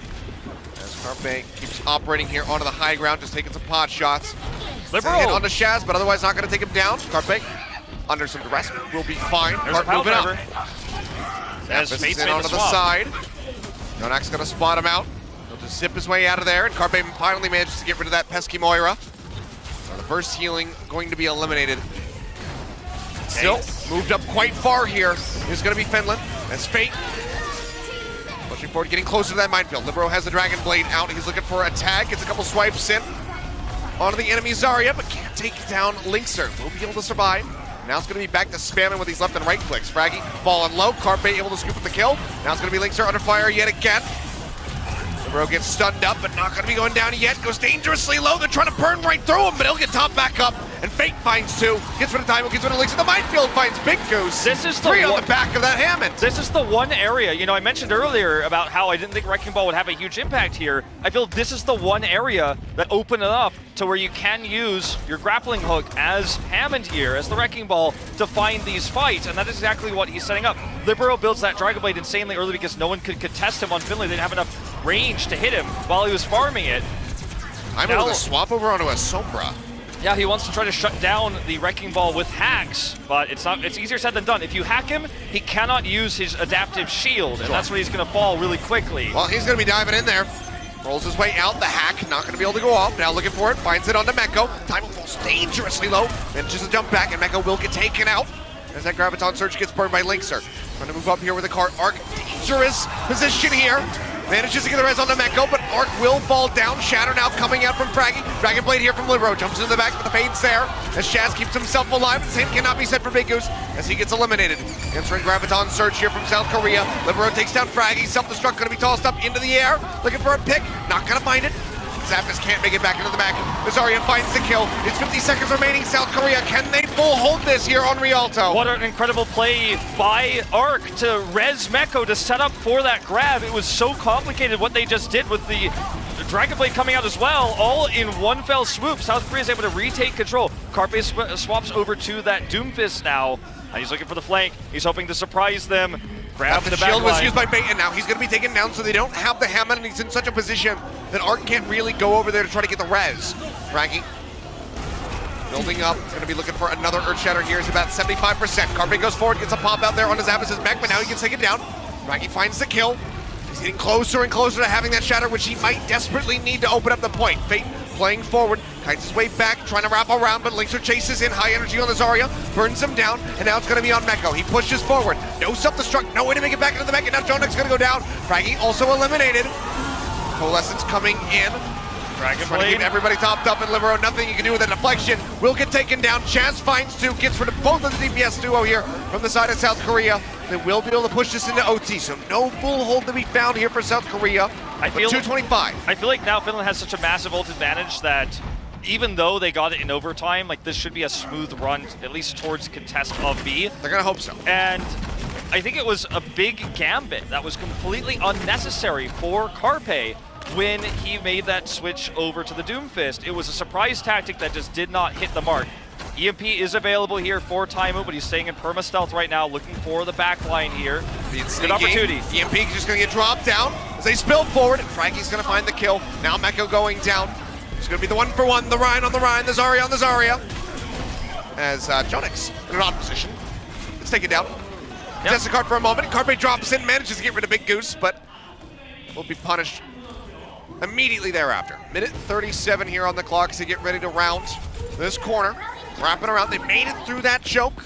Now they're dangerously close to point B. South Korea, how do they halt this? It's all about this, I mean, it's all about dealing with this Earth Shatter correctly for South Korea. They can build their own right afterwards, but Fate cannot let this connect. He has to make sure he shields up. That's why he's holding it right now. Make sure he has enough health for it. Barrier pretty low here from Fraggy. Coalescence coming down, Sound Barrier coming out, trying to keep him alive. Shatter comes in, just gonna be the solo in on the Fate, charges him out.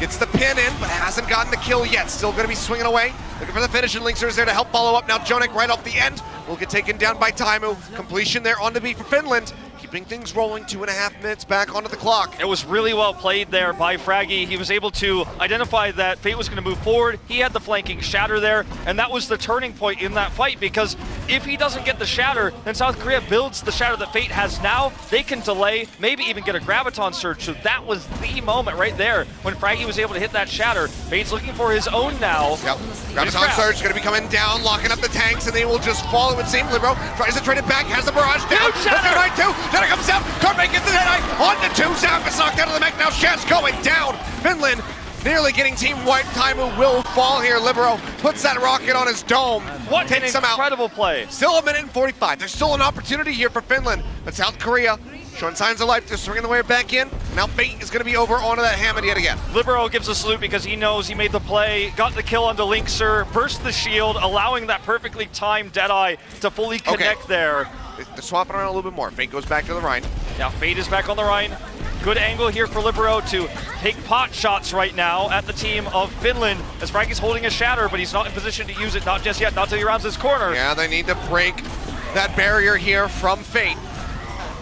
Still playing forward. It's going to be weakened. That's going to be Coalescence coming down. Shatters in. Meko and Jonik both going to hit the ground. Transcendence comes down as the pin is attempted by Fraggy. He's not going to be able to get the Zenyatta. He's still going to be alive here for the moment, but the shield bash comes down. They try to pocket it back up. He's completely in the corner, and he will go down eventually. Fate swings his way to that victory, but Libero and Jonik have been traded out in the meantime, and Arc has not gotten into a position to try to get the res off.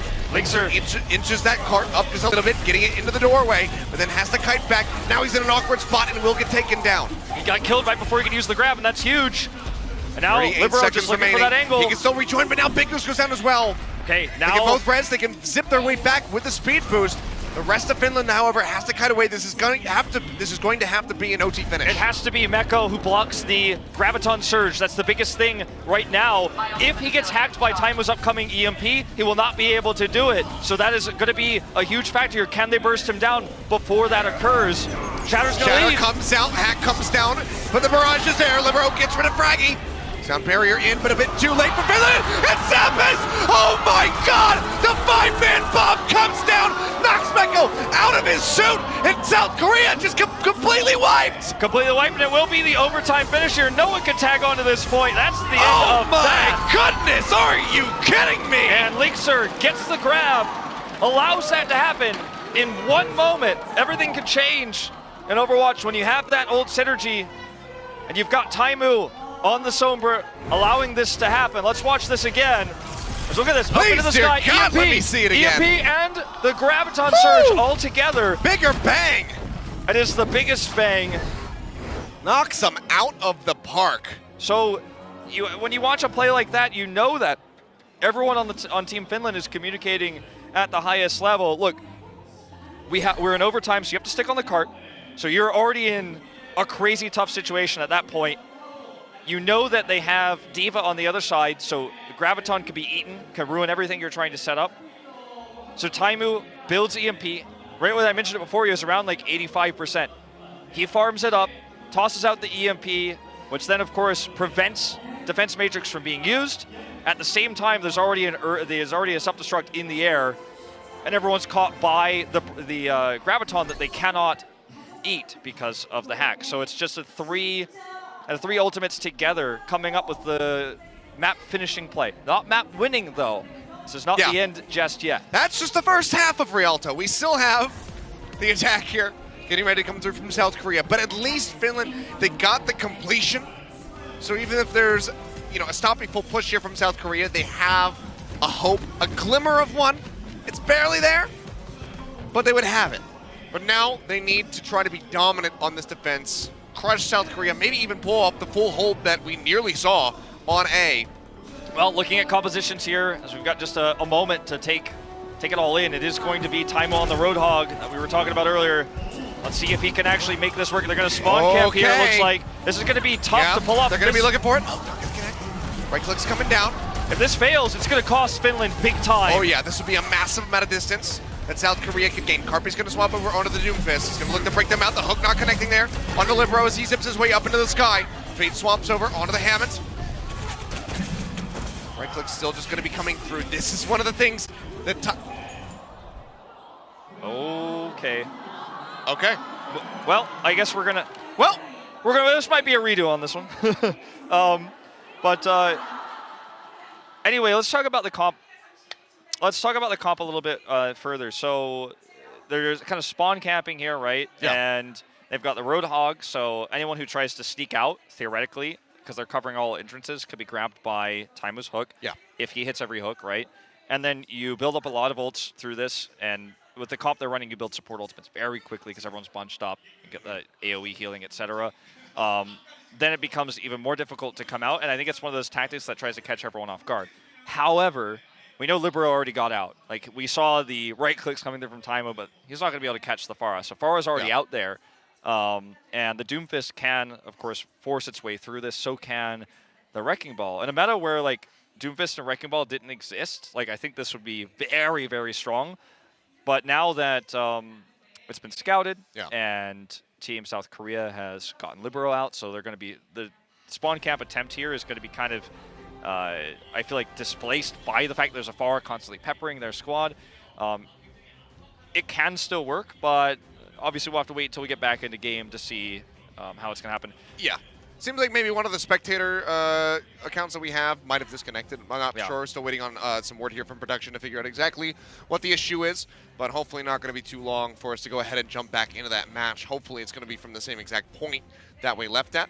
But let's go ahead and take a look at some replays here in the meantime, guys, because, I mean, it was a very eventful series up to this point. Yeah. It might not be over. There's still a chance that we do have a Game 5 if Finland can pull off this very aggressive defense that they've started off with here. Yeah. If they can get that full hold, or at least just stop them from hitting point C, we will have our first tiebreaker on an extra control map to try to determine who's going to be the winner. And I'm sure Russia's, they're sitting back. I'm not sure if they're still here at the studio or if they went back to the hotel, but they're sitting there watching this. They're saying, like, yes, please, go to Game 5. Let us have that first place finish here on the first day. Yeah, that would be stellar for them. Yeah, when two teams collide like this, then it obviously makes them look stronger in the group-wise in today's standings.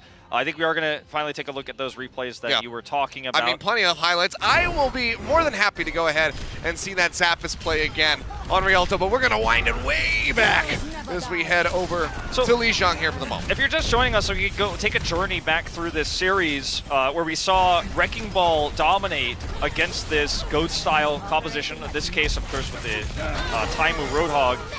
Carpe on the Doomfist that broke it here with the big pile drivers we were seeing from Bates, the minefields that made it difficult to approach, and we saw the first map go 2-0 to the side of Team South Korea, just through really good pile drivers, the knockups here, setting up a lot of good engages. As Fate was really able to play the first big Hammond now in this qualifier.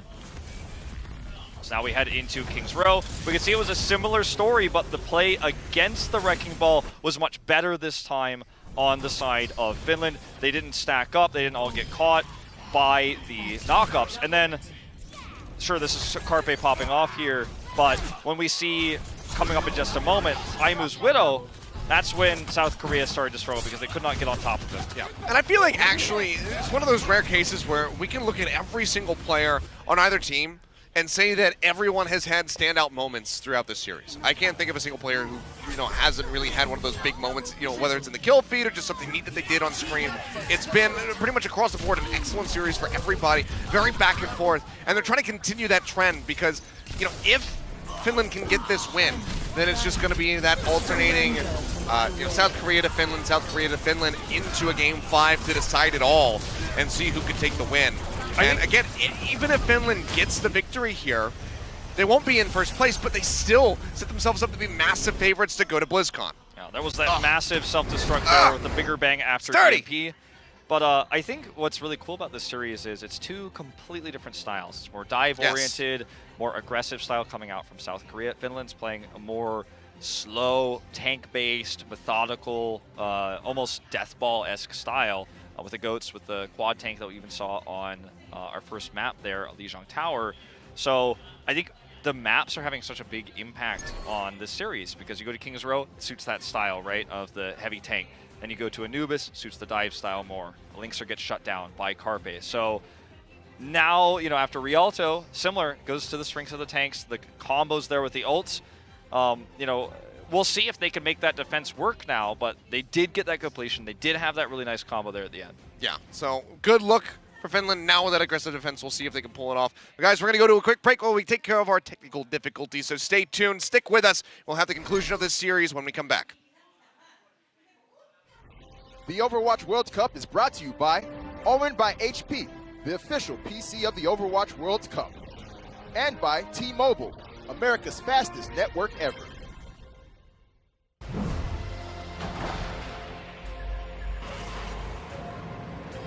They don't just play for a team. They play for every fan, every rival, every moment, every match. And when everyone watching expects the best, they perform with the best.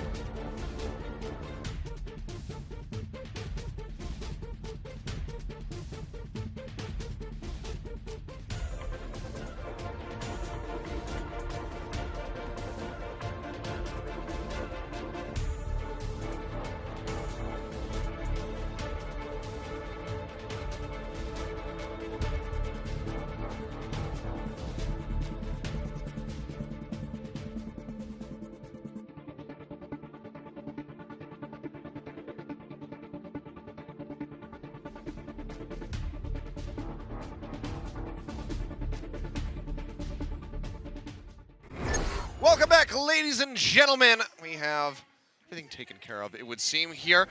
We had a network drop issue, so fortunately, we will be restarting the second half of Rialto with the defense here from the side of Team Finland. A bit of an unfortunate circumstances. They kind of showed their hand here. Yeah. But we started to see the adaptation coming through from the side of South Korea, moving over onto that Hammond whatnot to deal with that very aggressive forward play that we had seen from them, just trying to keep them into the spawn. But we'll see if they try to run it again, because they were very confident this time. Who kind of alluded it to you and I earlier on when we had spoken with him. He said, yeah, we're going to spawn camp them. So they're trying that here. Will they try it again is going to be the question. Yeah, when he said that, I didn't know what he meant. I thought he meant that he was just going to beat them so bad they weren't going to be able to get out of spawn. But I think he may have meant it in a more literal sense. They're going to just rush forward. But now that it's been shown, like, I don't know if it really makes sense to continue to run it, or maybe they can execute a little bit better. Maybe this time they actually, if Liberos tries to get out on the far, they can shut him down. Because as much as we're talking about like how this is a really unusual tactic, what Finland was doing, for the side of South Korea as well, now like their minds are also thinking, are they going to do that again? Yeah. Or was this a one-off thing? Like, are they going to change it up? So it's kind of a situation where both teams now have to put their thinking caps on a little bit here and try to decide what the best possible composition to walk out of the gate with is going to be. So, timing unfortunate, but at least we're able to recover the game here and get things back going. Yeah, so just giving, everyone's set up right now in the lobby. We're getting ready to go ahead and jump back into this one, so we should be able to kick off Rialto in just a little bit here. Ladies and gentlemen, if you're just joining us, then hey, where you been? It's been a while. I guess it's kind of getting a bit earlier around the world, so some people are waking up and able to tune in and whatnot. But we are looking to get things tied up. If we can have this victory here for Team Finland on Rialto, if they can do that, they would force us to our first tiebreaker that we have had here today on day one. Let's go ahead and see if they can pull that off as we jump back onto Rialto. Let's see what happens. South Korea, do they just end it right here? Or Team Finland, can they go ahead and get the victory? That's what we're going to find out, Achilleos. And, it's been a roller coaster, this series. It really has in every way. It has delivered.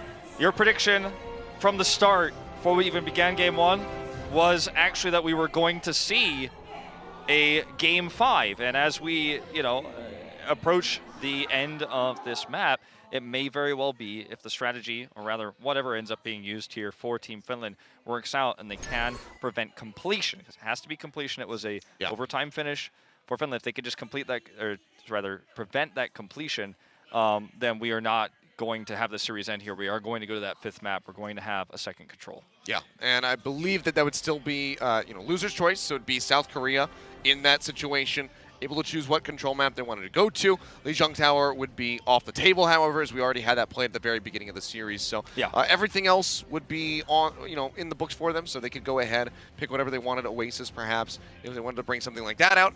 But not sure. Yeah, we have to wait and see if they can get to that point. Yeah, Ilios, of course, I think would be where they want to go, but they don't want to go to any fifth map. They want to. That's true. They want to get back into this game. They would like to win this, go to those OT rounds, get that victory. There was no time in the bank for the side of Finland, so just need to get that completion with some time in the bank, and then they should be in a pretty good position to go ahead and close things out. Yeah, so, at this point, obviously, we're having our game remade at the moment. It's currently paused, but as soon as it is ready, we will, of course, send you guys into it. The big question on everyone's minds, for those just tuning in, is will Finland use the same really rare and unique strategy where they tried to prevent South Korea from exiting the spawn? Will they use that strategy again after it's already been revealed, or will they change it up to kind of keep South Korea guessing?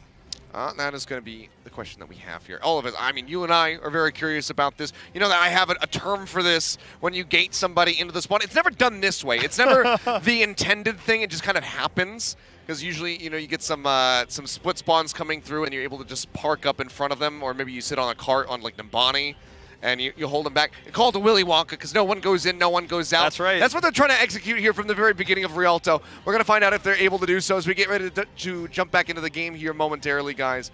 So we'll see who can come out on top. I'm personally, I'm trying to be unbiased. I just want to see a fifth map. I want to have that tiebreaker finally. Whoever wins, I don't care.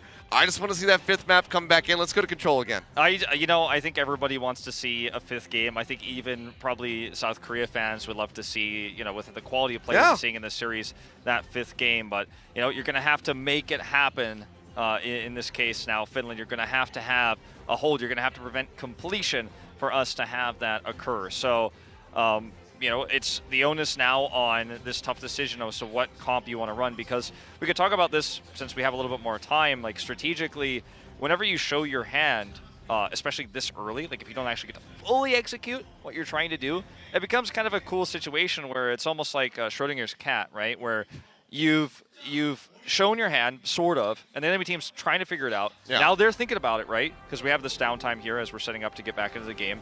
They're thinking about it, and they're thinking, well, are they going to do it again, or are they going to change it up because they've already kind of shown what they're doing? But have we figured it out? So you're, while at the same point trying to figure out exactly what their game plan was here, you're also trying to think what comp you want to start out the gates off as we reset the second round here. And on the same side of things, Finland's probably going to be feeling frustrated that they already showed their hand, didn't fully get to execute. But as you mentioned earlier, it kind of did feel like South Korea had gotten out of the gate, right? They had the Libero swap onto the Pharah, so he was already escaped and out, was able to do extra damage from behind, had the Doomfist pick. So, you know, I feel like we just have to address the strategical thoughts that are probably going through both teams' minds right now in this stressful situation, and it's kind of a, I don't know how to really else put it, but it's very like you're either running this or you're running that, and they're doing the same to you, right? Yeah. Like, so because when you run a comp like what Finland ran, you could counter it. You can run the you know, the burst to get out of the gate. You can get the Pharah out, but if you run that and they just start with Widowmaker and blow up your Pharah the second, you have to retreat back into the spawn and try to. I mean, maybe that just means that from the side of South Korea, we'll just see the Sombra off the bat, throw down the translocator in the spawn room, sprint out, and try to just scout it out and see, and, you know, say relay back to the rest of the squad, be like, okay, you know, they're running this, this, and this, so then let's go ahead and change our comp, you know, accordingly, and try to get that advantage, and then push back out and try to get the completion, because they need it if they want to avoid that fifth and final map. They need to get a point C push. Rialto, we saw from them in their first series today, second match of the day, and it was rough around the edges. You know, they did struggle a little bit versus Chinese Taipei, even though they got that win. So now they have to have a very strong performance here on their own attack if they want to go ahead and close this one out with the 3-1. Yeah, and I just I wonder now, like, what's on Fate's mind, because he's been the player that we've been talking about, I think, the most in terms of South Korea's depth today. And again, it's only been 2 series, but several maps now that we've seen, we've had kind of a better idea and a real official match. I mean, we saw the Runaway versus Team South Korea match that was on your stream very recently. We got a general idea of where everyone was at and what their hero pools are.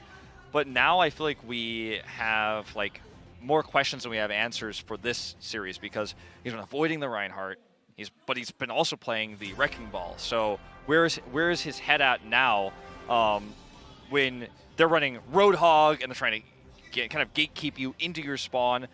He plays the Wrecking Ball again, at least he did in our initial iteration of this map, and he's wondering, like, is this a trap? You know, am I playing this hero? Am I going to get caught by Time's hooks? Are they expecting me to play this because I've shown it so much now? There's a lot to think about here, and that's why I just want to get back into the game so we can see it play out. Yeah, I mean, we keep kind of just guessing and conjecting about what we're going to be seeing. I'm ready to just kind of see it and, you know, to see who's going to come out on top of this. Because, again, I am leaning towards the side of wanting to have that 5th and final game. You know, let Russia have their first place, maybe a temporary one here at the end of day 1. Let's just have more Overwatch action between these two teams, because so far, I mean, the series has been extremely heated. We've had pop-off performances from pretty much everybody. Yeah. All of the DPS have been, you know, really shining. And then, of course, Zappos with that giant bomb at the end of their push, just really helping seal the deal and allowing them to just cruise into the final point there in OT. Yeah, it's just crazy. It's been great. It's crazy that they did that while in overtime, where they have to be attached to the cart physically. Especially it was that late into overtime. If you step off, then it's going to go instantly down, and you lose. You don't finish the round, right? They were able to coordinate an EMP, self-destruct, and a grab all in that moment while staying attached to the cart. And it was all about making sure that Meko couldn't eat the grab. If the grab doesn't go off, everyone just avoids the self-destruct.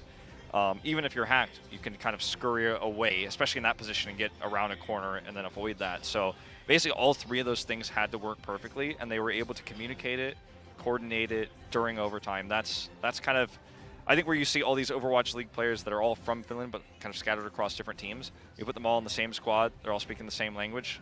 stuff like this can be coordinated very, very quickly, Yeah. especially when you know these guys well and you know you've built up some camaraderie and you've been practicing together a lot for this event.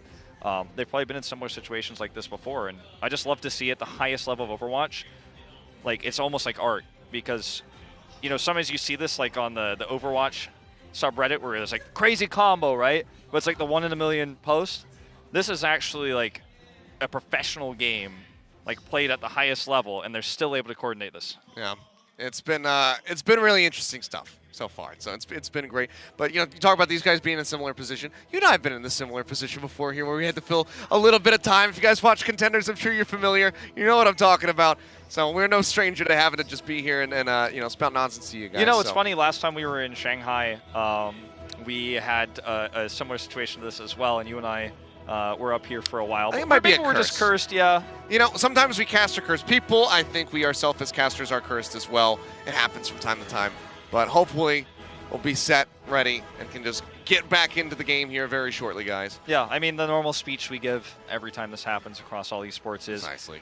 you got the vehicle, you know, the PC, etc. Everything's got to work out perfectly. In this case, the network dropped. So the next thing you got to make sure is that everyone has, you know, perfect settings and everything is brought back to its full fairness, right? Yeah. And, you know, we were told as well that the spectators didn't affect anything.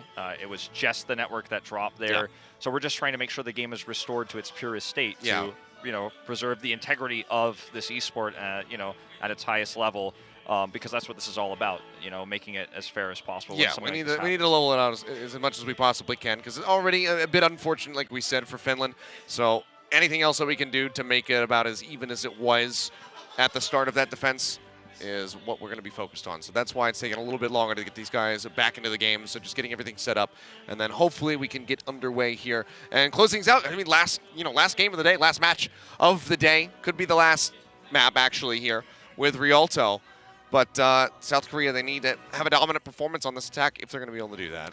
Yeah, but it's going to have to be, you know, either the breakout of the lock 'em in style that we saw from Finland there, or it's going to have to be, you know, just outplaying in either mirror comp, if that's what Fate wants to do, Reinhardt versus Reinhardt against Fraggy, which is always a tough matchup when you're Reinhardt versus Reinhardt, or maybe just trying to use the Wrecking Ball again, circumvent the Reinhardt that way with Pharah, because that can be very strong. Pharah does a lot of consistent sustained damage, and that's another thing we didn't talk about too much when we saw Libero escape and kind of get up into the sky and was behind that comp that they were running. It's tough for Libero to actually kill somebody. The supports are going to be the target that he's going to maybe be able to two-shot with 2 body shots, but if he hits Taimu, Taimu's just going to be healed up by all the support he's got, the AoE healing and the burst heals coming out, so plus his ability to take a breather. Yeah. Yeah, I really just want to see how it all unfolds if we do see it again. Well, I'm being told that we have a special interview here. So we're going to go ahead and throw to Malik on the floor. He's going to be talking to our newest caster. It's Jake. Thank you very much, guys. I'm here with Jake. We're just kind of kicking it here. Jake, you just got done with your first day casting, man. How was it, man? Tell me, how's it feel to finally be an official caster now? You've been on the other side for so long, man, so now you're official. I'm not going to lie, I was pretty nervous today, but it was nice to just get your first day out of the way, and people have been so supportive of me online and give me a lot of like good feedback to improve on. So mostly I'm just excited to sort of approach it the same way I approach gaming, you know, like practice, practice, practice, always try and improve. It's like a new pursuit for me, so it's nice to take things at a different pace. I know you, man. You're a bit of a perfectionist, man, when it comes to these type of things. Are you feeling good about your performance today? Do you feel like you did a good job for your first day, or? So you know, there were parts of it that I felt I did well, but you know, I'm always focusing on my failures. I think that's the best way to improve. Same thing I do for the game itself. Focusing on ways to improve. Now, all right, man, tell me about your experience here in South Korea. This is your first time as well, right? Because I know this is my first time. So how's it been for you, man? You been enjoying your time here? I absolutely love this country. The food is absolutely amazing. I don't want to leave. Unfortunately, I'll have to eventually, but yeah. Especially the fans. I mean, it's so amazing to come to like the birthplace of esports, you know, and meet so many people who are just so passionate about gaming, about Overwatch. It really reinvigorates you. Right. You got lots of fans out here too, man. So many. Yo, this man Jake walking around with like bags of gifts he's getting from the fans and stuff, man. It's got to be humbling, right? I mean, you know, that's one thing I always talk about is just like trying to not let it change you. You know, like you have so many people who support you, and it's just important to remember that they're the reason you're able to, you know, have this job, right? That like without the fans, we can't be up here, you know, having such a good time, playing the games that we love. And for me now, casting, it's you know, you always have to remember why you're able to do this and why it's the support of all these good people out here that lets us be here. Yeah, man. Never forget about the fans and the supporters. All right, so, you know, they're telling me in my ear they want to hear your thoughts on the game. What are you thinking about this game so far? It's been tightly contested. Yeah. I mean, I'm really impressed with Finland. They've been pulling a lot of tricks out of the bag, and you know, it's a team that came together from all these different rosters. Of course, we know there's a bunch of Overwatch League players. Yeah. But their combinations have been really on point. You know, we've seen so many great ultimate combos to turn final fights on the side of Finland. South Korea has also been really impressive. So on point with the Hammond, the best Hammond play by far we've seen in the tournament. That was shocking to me, actually. I'm really happy to see it come out because I do think it's an underrated character. And to see a player like Fate master it so quickly is really impressive, and I think speaks well for his future. Right. Is that the way to bust up the three comp, you think? I mean, it makes natural sense, right? There's so many of Hammond's abilities are just designed to deal with these close death ball compositions, right? You know, you can just roll the wrecking ball right through the middle and split them all apart. You can get that AoE shield. It doesn't feed any ult to the enemy team. There's a lot of natural skills that should work well against the 3-3 comp. It can be difficult to play in practice, but that's why you need a player like Fate to do it. Right. You know, how much do you think playing in AL gives you an advantage in something like, you know, the Overwatch World Cup? Because, I mean, this is the first match we've actually seen where every player is from AL, and it's been the most competitive so far. Do you think that gives these players an advantage, having that experience? I think what it does most of all is, I mean, one, you're adapted to a very high level of play. You're ready for players to just not miss. You know, you're ready to, sometimes you have to go up against a Widowmaker who's just on fire and not missing, and you have to know how to deal with that and how to put pressure on them without giving them any opportunities to stop you. So there's the gameplay element of it, but I think more than that is the emotional element of it. You know, we've seen teams take hard losses, right? South Korea came out so strong on Temple of Anubis, but Finland not fazed by it, you know, like being able to just pick yourself back up no matter what happens the previous game and bring 100% to the next map. That's crucial to be a team that is ready to contest these 5-map series. Right. So when it's all said and done, what do you think Finland needs to do to just wrap up this map? Given the circumstances. I mean, they were really strong on Lijiang Tower. I think going to that 5th control could work for them. Of course, South Korea did take Lijiang, but maybe a little bit less Hammond favored onto that 5th control map. Maybe plays more to the 3-tank style that we've seen a lot of from Finland. But Finland also proving their flexibility throughout the series. I think I love to see Taimu back on the Widow, man. Mr. Oh my Good goodness, Aim is Mr. back. Good Aim is back. The old move, as we like to say, man. It's been excellent. Well, dude, I want to say I'm very proud of you, man. You came out here and did the caster thing. It was great. It was great. Keep it up. Keep it up. You're gonna get better. Thank you. You're only gonna get better. With that though, we're gonna go ahead and throw it back to the casters to get ready for the game. Thank you very much, Malik. And Jake, always, you know, good to hear from him on his experience. I was talking to him a little bit after his cast and how do you feel about that? And he was focusing a lot on, you know, some of the minor mistakes that he made. But I told him, look, it's your first time casting. You did a phenomenal job. Yeah. From what we could, you know, from what we were listening to there in the back room. I remember when I started casting back in 2012.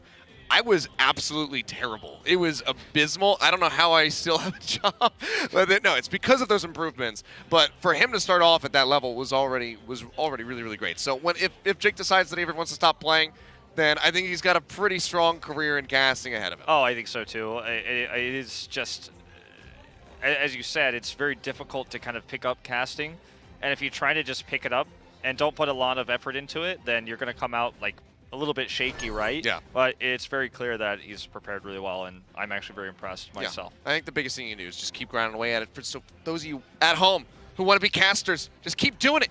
Just get in there and start casting over VODs and stuff. But guys, we are ready. The game is set to go. We are back in. We have recreated everything up until the start of this defense from Finland. And right now, it looks like they want to do it again. It does look that way just based on spawn room lock-ins. Everything will be determined in the next 60 seconds. And we talked a lot about, do they do it again? Maybe they can execute it better. Maybe they can lock Libero from, prevent him from escaping on the bar, for example. But, you know, South Korea may just simply be ready for this. South Korea is just going to wait and see as soon as they can scout this out what it's going to be. But we've already seen this exact setup. This is how they started just previously, you know. Pretty much deja vu, right, in terms of strategy compositions here. Carpe and Libero showing the Zarya and the Brigida, respectively, here, as they do set up to react to whatever is going to come out of this room when they open these doors. Because, again, South Korea has to make the tough choice. Do we try to counter this comp off the bat, or do we take a slower approach? When they saw it last time, Carpe went immediately to the Doomfist, and Libero went to the far right. He was able to escape. Let's see. Here we go again. Take two. Looking to come out up top, pushing around from the left-hand side. Taimu just going to be right-clicking away. Try to find the kills. Hook going to go wide. Not getting that connection. Bubbles come out. It's going to be Fraggy going down first. Meko coming up the kill. Taimu charges in. It's only going to be Fate falling in. Now Big Goose is going to be out of the mix. So a rougher start here. Taimu gets another hook in. Trying to take him down, but the shield bash comes through. He can't take a breather. It's still on cooldown. And that's going to be South Korea making the right judgment call here. They're set up well. Zappis gets a nice little delay for a couple seconds. But now Finland's going to have to regroup. And they're going to swap Shaz over to the Zenyatta, and it's going to be kind of a big reset here.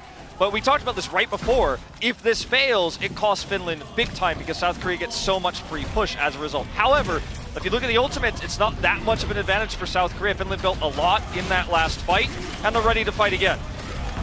Fraggy charging forward here fearlessly, just going to be swinging away. Pin comes down from Fate, however.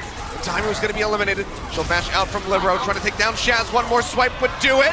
Trying to kite his way out of there, and Libero will be able to take him down in the end. Rally already going to be used. He gets another kill as he pushes in. Finds Fraggy, finds Zappis's break on the mech. As Libero just pops off 10-player kill streak, you can see coming through for this Brigida. If you get a slight advantage, like the pin that we saw there from Fate, then Brigida could just do so much against this composition because she's nigh unkillable. She just swings with the left clicks, gets the AoE heals, and then suddenly everyone on South Korea is on fire. Everyone's got ultimates. Fraggy at 15%, of course, at this moment. And that's not going to be able to contest against Fate if he gets in a position over the shield. Get that nano boost going down. Johnny tossing that one out and onto Fate. As the Shatter ready to go, swings up. Graviton Surge now coming through. Fate trying to stay alive. And they manage to stick through here. Shaz, Lynx are both going to go down. South Korea looking to go ahead.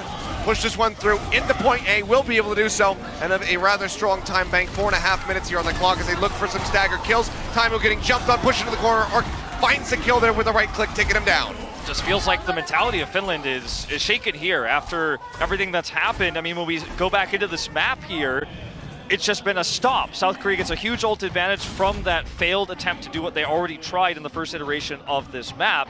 Now they just have this advantage. They're basically camping Finland right now. And Link's with a huge Graviton Surge mistake earlier, tossing that out after his team was already dead. Push through, that's gonna be the Shatter coming down. Managed to find Shaz and Big Goose off the back of that one. Fraggy trades one out as he finds Libero. Otherwise, still going to be very comfortable push forward here for the South Korean squad. A couple members bringing that one up a little over halfway to B. You can see Jonok just called out the ultimate is charging. He's 82% close to setting up for another big play here for Fate. If he gets the nano boost, he can easily build up to that 100%, get a big shatter off. Yep. Drop down now off the high ground, looking for the contest. Graviton Surge coming down, looking for it. Fate just going to be taking down Fraggy here. Sound barrier out from both sides. Arc and Big Goose both investing those ultimates. It will be South Korea winning out with that kill onto the enemy Rhine. Fate's still pushing forward, goes low, will get taken down. Zappis finds the hit. Clark going to be halted here for the moment as Carpe tries to build up for another grab. So a ways away, 33% here on the clock for that one, but 100 energy, so a lot of damage going to be coming out from him. It seems like Finland have been able to posture forward. The return of Fraggy offers up that Earth Shatter, that extra threat, so South Korea kites their way back. Fraggy wants to hold this for a better opportunity off the high ground here. That's what he's been looking for so much. He can't just flank with this. Of course, has been seen. That's why we see Fate flank so far back. 4 inches forward. Wrap around the side there. Fate joining back in. The shield's going to be up. Not going to be finding much. Shield bash comes down. Now tosses his out, but it's right into another barrier. So both Rhines. Itchy trigger fingers come down. Fire Strike from Fate, however, finds the kill in on the time. It's going to be a Graviton Surge coming out from Linkster. Fire Strike answers back. Gets rid of Carpe. Transcendence in. Shaz keeping them all topped up as the charge comes down. Fraggy will fall. Libero gets a stun. Coming in. Now Libero pushing forward. Looking to take down that enemy Zenyatta. Has not been able to do so, but Linkster gets killed as Arc comes up with a right click. He's taking him out. Zapp is pushing forward, but no HP here on the mech.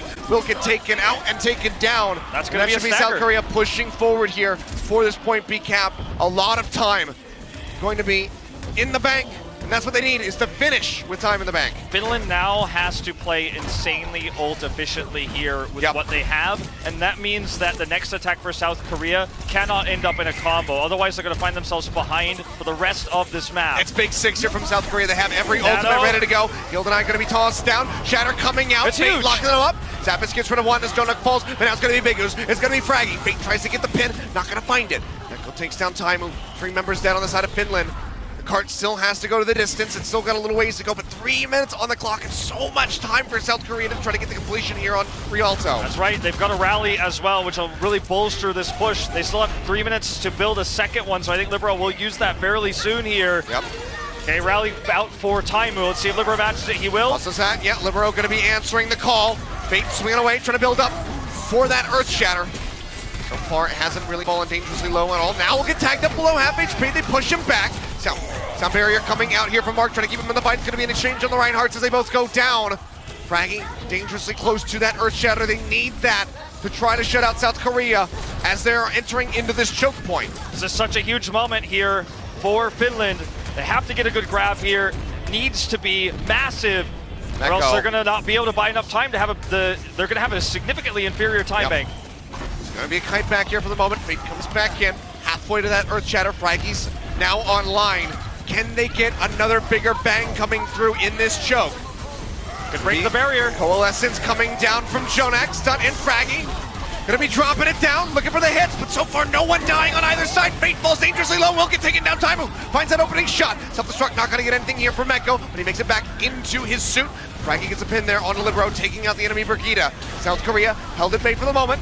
Clock getting drained down a bit, and now they're looking for the staggers as Jonak will fall. Incredible play by Fraggy there. Mid-air blocks the self-destruct attempt, and that's going to be a huge momentum shift, because if that goes off, if he can't block that, if he dies, or anyone else, because he doesn't get that barrier up, well, mid-air, mind you, if he doesn't get that off, then South Korea could probably finish the map. Now Meko has wasted a huge ultimate that could pair with either the Shatter or the upcoming Graviton Surge for Carpe. So South Korea has to now get to the cart, first of all, and then win a fight. Rallies out from both sides, the Shatter coming out from Fate, locking out multiple, but the kills are not there. He put back stunned up by the shield bash. Taimu keeping him at bay. Pin looking for the hit there. Fate not gonna find it. And he gets taken down. Fraggy with the hammer swing from behind. Will go ahead. Knocks him out. Wings are traded out. Perez will come back through. We'll have the faster run back. Fraggy playing forward. Has a Shatter of his own. Gets stunned up. Manages to stay alive as the barrier comes up, but it's weakened below half HP. Has to play very carefully with this one. Yeah, he's got to be careful of the next sleep dart too. He's been caught by quite a few of those, and that could actually spell disaster. I mean, Finland's gonna have an ult advantage here. Yep. They might actually be able to pull off this hold. 35 seconds left onto the clock. Fate still so far away from a Shatter. Fraggy looking for an opportunity. Tosses it down, and the Shatter is fed! Libero gonna be the first one to fall. The sound barrier comes down for Mark to try to keep him alive, but it's not gonna be enough to get the ride to the fight. Carpe so close to that Graviton Surge. Gets taken down, the fire strike from Fraggy, claiming the life of the Zarya. The charge forward from Finland here. I think they might have done it. Ark is gonna have to get everyone there if he can with a speed boost. Fraggy's the target, but the point is where they need to be, and they are not. A healed and I onto the Rhine, but that's about it. They're just trying to keep Meko away. They knock him out of that one. The self-destruct gonna be tossed in. Block up from the barrier. The rest of South Korea pushing forward, but Libero goes down off the start. Fraggy finds another pin kill. Fate playing forward, 15% left to go. The grab comes down.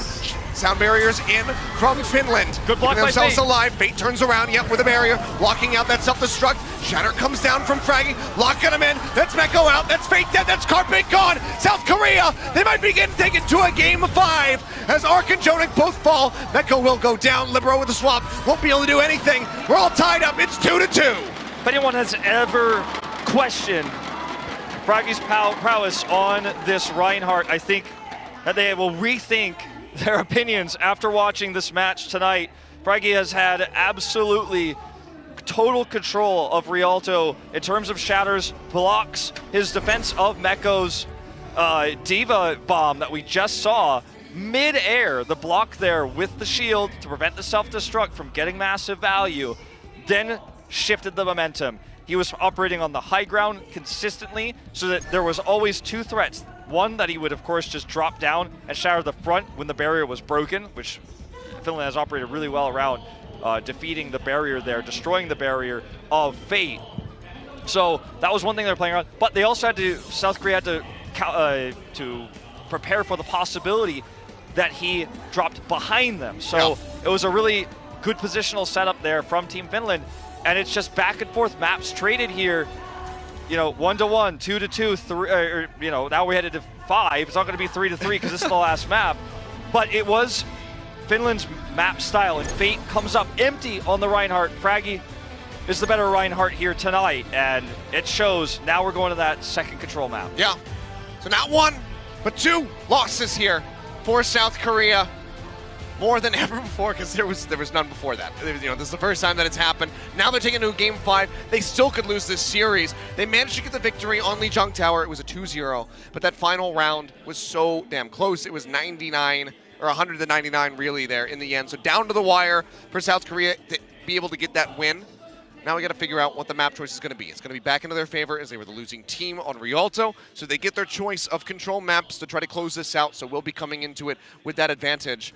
But, I mean, absolutely fantastic for Finland to be able to get that win after all of the, some of the issues that we had. And you can see it right here, guys, on your screen. It will be Nepal. And remember, this map is very, if the group goes according to every analyst prediction, if you go to the SR seeding and what we've seen from today, the winner of this map is likely to take first place in this group. So this map is very, very important. And of course, with the scoreline here, as you mentioned, Russia will have the higher seed into today's They can final. bask in the glory, at least for a moment. But at the end of Sunday, if things continue at this pacing, this map is going to be the one that people remember, because it was going to be the map that gave either potentially Finland or South Korea, potentially, again, just to put the asterisk there, the undefeated group stage score. Yeah. Now we're going to Nepal. This is a map where several different tanks are viable as main tank. Fate's going to be starting with the Winston. They're going to do the Protect the Carpe on the McCree. And Finland wants to put Taimu onto this Roadhog for, once again, quad tank. It's going to be without a Brigida. So if Carpe can burst these tanks down with the help of Jonak, then South Korea can take control. But if Finland gets on the point, it's going to be so difficult for South Korea to approach. Okay, so they're not working their way straight up the usual way.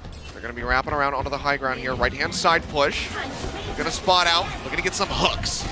Accuracy from Taimu there on Rialto wasn't the best with this pickup. We'll see how he's going to fare now on the Paul bubble. Already going to be used here by Fate, tossing that one down as he gets up onto the point, trying to stop this cap from coming through. Halts it here for the moment. Neko as well, playing forward, but nearly the break. Onto the suit there. He kites his way back. Will get healed up in time.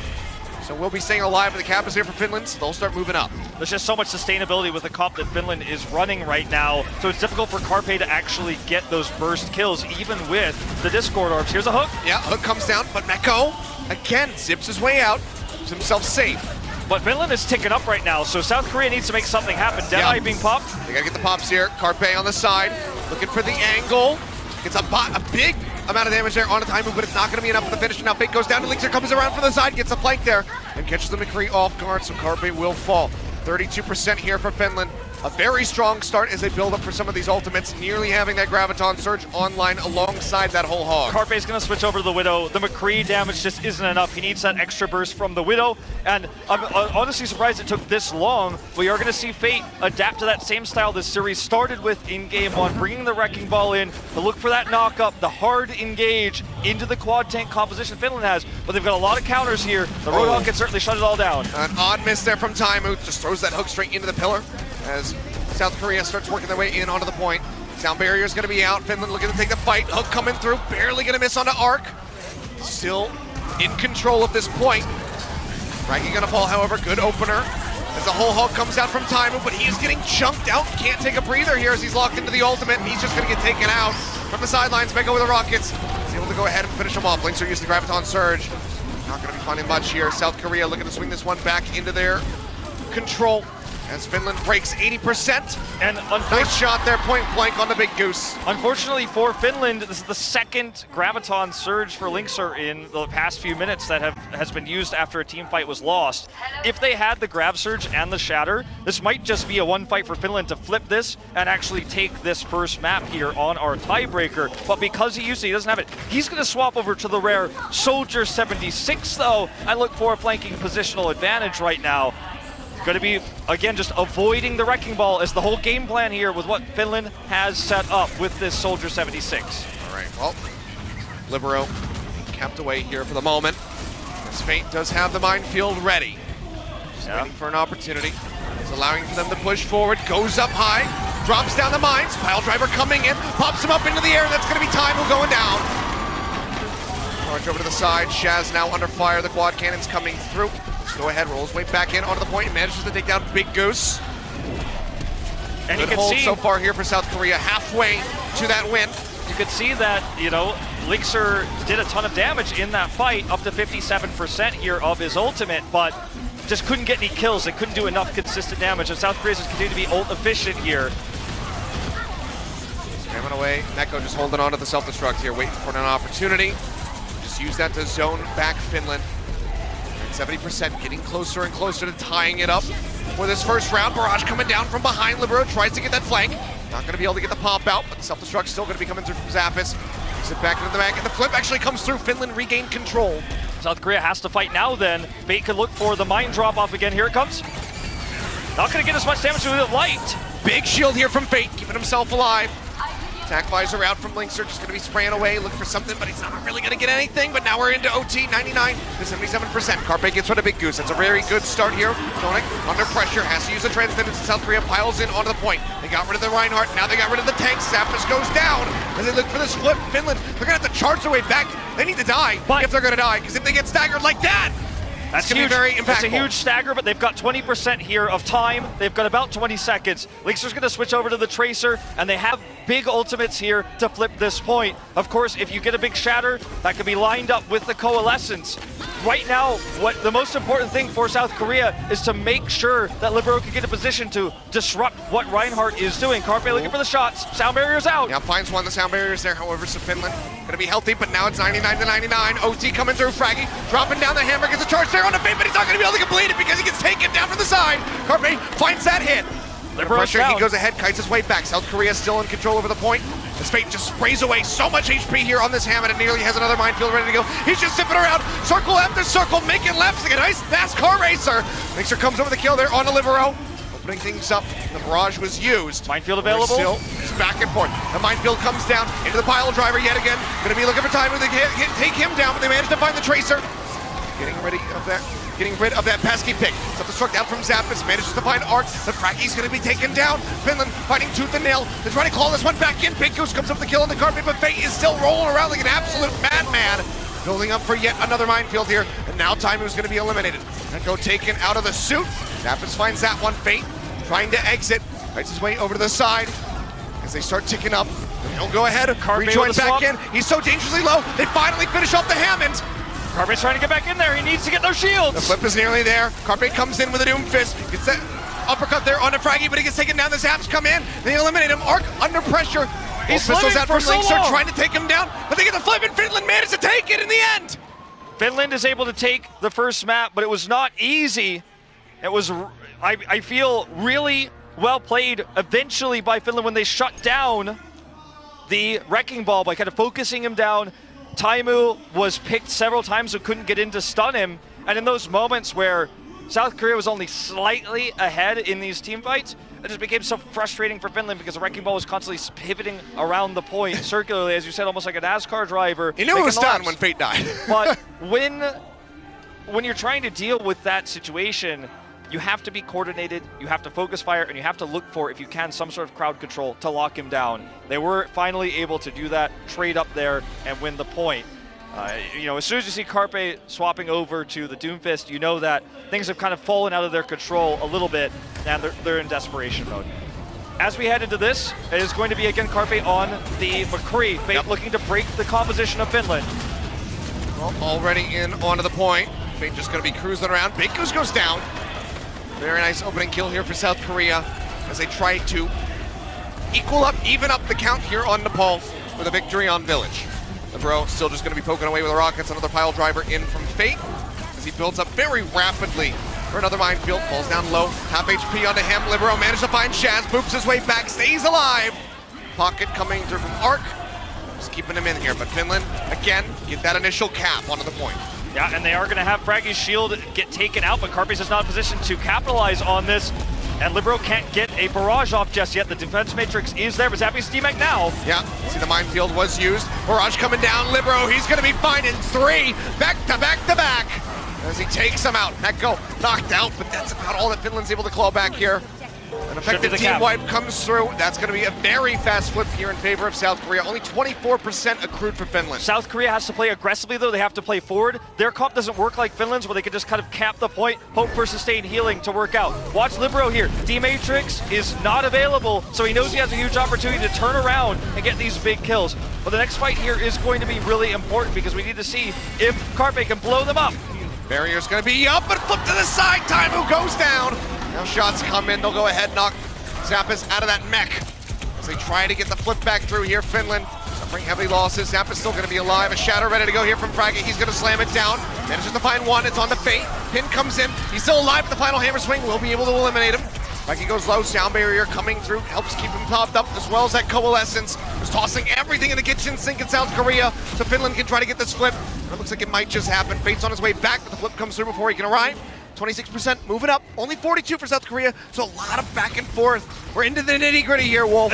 We certainly are. I mean, Carpe used his Deadeye there, it was shut down. Finland's now in their home turf. They're able to fight now. The turtle concept here, what we are seeing, sustained healing, fight in this position. How can Carpe do damage? How can Liberal scratch the surface here with this good of coverage that Fraggy is providing right now? He's trying to get an opportunity. Look at Fraggy. He's got the shield up, but is low and running out of energy. He's just trying to go ahead and weaken that one. Looking for the bigger bang right now. And they're going to find it. There's going to be Fate going down as well as the pop out here. Echo, however, has his own self-destruct. And Libero, he is trading it back. He fights another one. Knocks Zappas out of the mech, takes out Shaz and Taimu on top of it. South Korea on the back of Libero's Farah at the moment as they look for this flip. Every single second that Finland could buy here, the one they got from Big Goose, it's all huge here because they need to reset on the point. Right now, remember, they're trying to approach with a slow composition. Libero's trying to do as much damage as possible, build for another barrage here. He knows there's no hit scan on the other side. He knows there's no one who could knock him out of the sky. So look how forward he is playing, just looking for damage, building, farming this ultimate right now. Speed boost coming through. Taimu falling low, gets taken down. The pile drive from Fate shuts him out. We're all tied up now. As South Korea maintains control, shutting out this pushback here from Finland. Finland, again, the same thing is going to happen. We're going to do the rinse and repeat here. They're going to try to approach with speed boost. Oh, I take it back. They're going to swap up the composition because they can't actually deal, I think, with the Farah with this comp. They've been shut down once. They could be shut down twice. And once they're weakened, Fate just finishes them off. But look at this. Deadeye can scout them Deadeye out. comes through the bubble. Perfectly placed, Fraggy. That was so clutch. That could have been an absolutely massive play here from Carpe. He still manages to get the kill over. Taking down Linkser. Another barrage here from Libero. Gets rid of Fraggy. Bubble had already been used, doesn't have it to try to deny the damage away from that barrage. The rest of Finland fighting tooth and nail to try to get this flip through as it's 99%, but they can't even get onto the point really. Big Goose manages to tag in once. Taimu going to be going down. I think we're going to be all tied up here though. Yeah, we are. 100-64. One final round of Nepal on Sanctum to determine it all. It's the storyline here of the unstoppable force versus the immovable object. We're seeing the comps here based around Fate's Wrecking Ball for South Korea, running dive, protecting the McCree, doing that burst damage, trying to disrupt the formation of Finland is South Korea's style, whereas for Finland, it's the complete opposite. They want to anchor on the point, sit up with those heals, survive through the dives, build up ultimates, and trade ultimates efficiently. That's the idea here. As you can see, Carpe, when given opportunities, does blow them up there. Yeah. Take a look at that replay. But now we head into Sanctum, and this is going to be the most unique of all the maps because dive isn't really that viable here. I think this is going to be, Fate's going to be super tested. Yep. The big question was it going to be Orisa or was it going to be Reinhardt? The answer, we've got it, it's the Orisa. Yeah, going for the Orisa, but Finland is going to be going for the Winston, but also Linkser on the Soldier 76. So experimenting a little bit, they're trying something different. The McCree not working out so well for them there on Village. So now a little more self-sustainability with that Soldier 76. He's got the biofield, but Carpe, he's over onto that Widow. He's sniping out. He's looking for those headshots. So far, has been eluding him, but Jonak, we know. The Zenyatta sniper comes up big, gets the kill there on the Big Goose, and now Carpe is going to be unleashed. Gets rid of Linkser. He's looking for Shaz. Can't quite get those shots in, but Shaz is going to be taken down in the end. He just goes off the side of the map, trying to reset for the rest of the squad. This is a really unfortunate position for Finland. Looks like they want to stay with the same composition. Fraggy likely to stay on the Winston. Linkser provides so much extra healing, but as I say that, they change their minds. He provides extra healing with the Soldier, can help deal with the Pharah, but they're just going to deal with the Pharah with Taimu instead. He's more consistent at shutting down a Pharah than Linkser is, I think, on Soldier 76. So that's the plan here. That's the play. But Carpe's the first to go down. That's going to be the res, though, for Mark. Just goes ahead, pushes that one out. Meko taking a smattering of damage, but Carpe dead again. Linkser gets the double. Taimu getting jumped on. Libero able to get the execution there, but now Fate going to be down. Storm arrows come through for the Hanzo. But you can see here, it's just too heavy of losses for Finland as Big Goose goes down to the backside.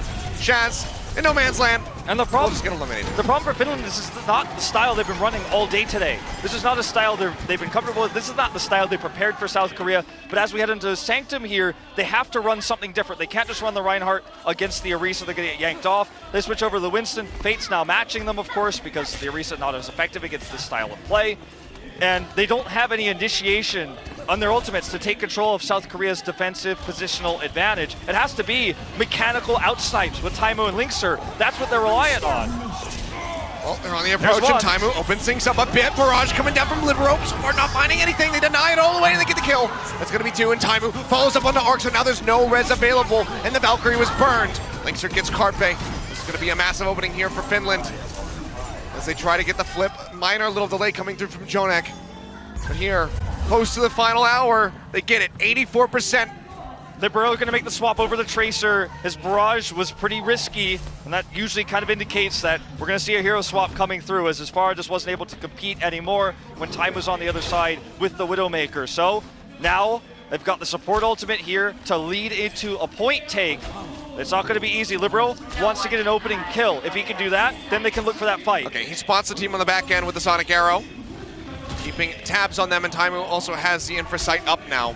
So it's just going to be a shift around to the backhand side here for South Korea. As they poke their way forward, Linkser looking for the hits. Dragon Strike set and ready to go, holding it here for the moment. Dive goes into the back.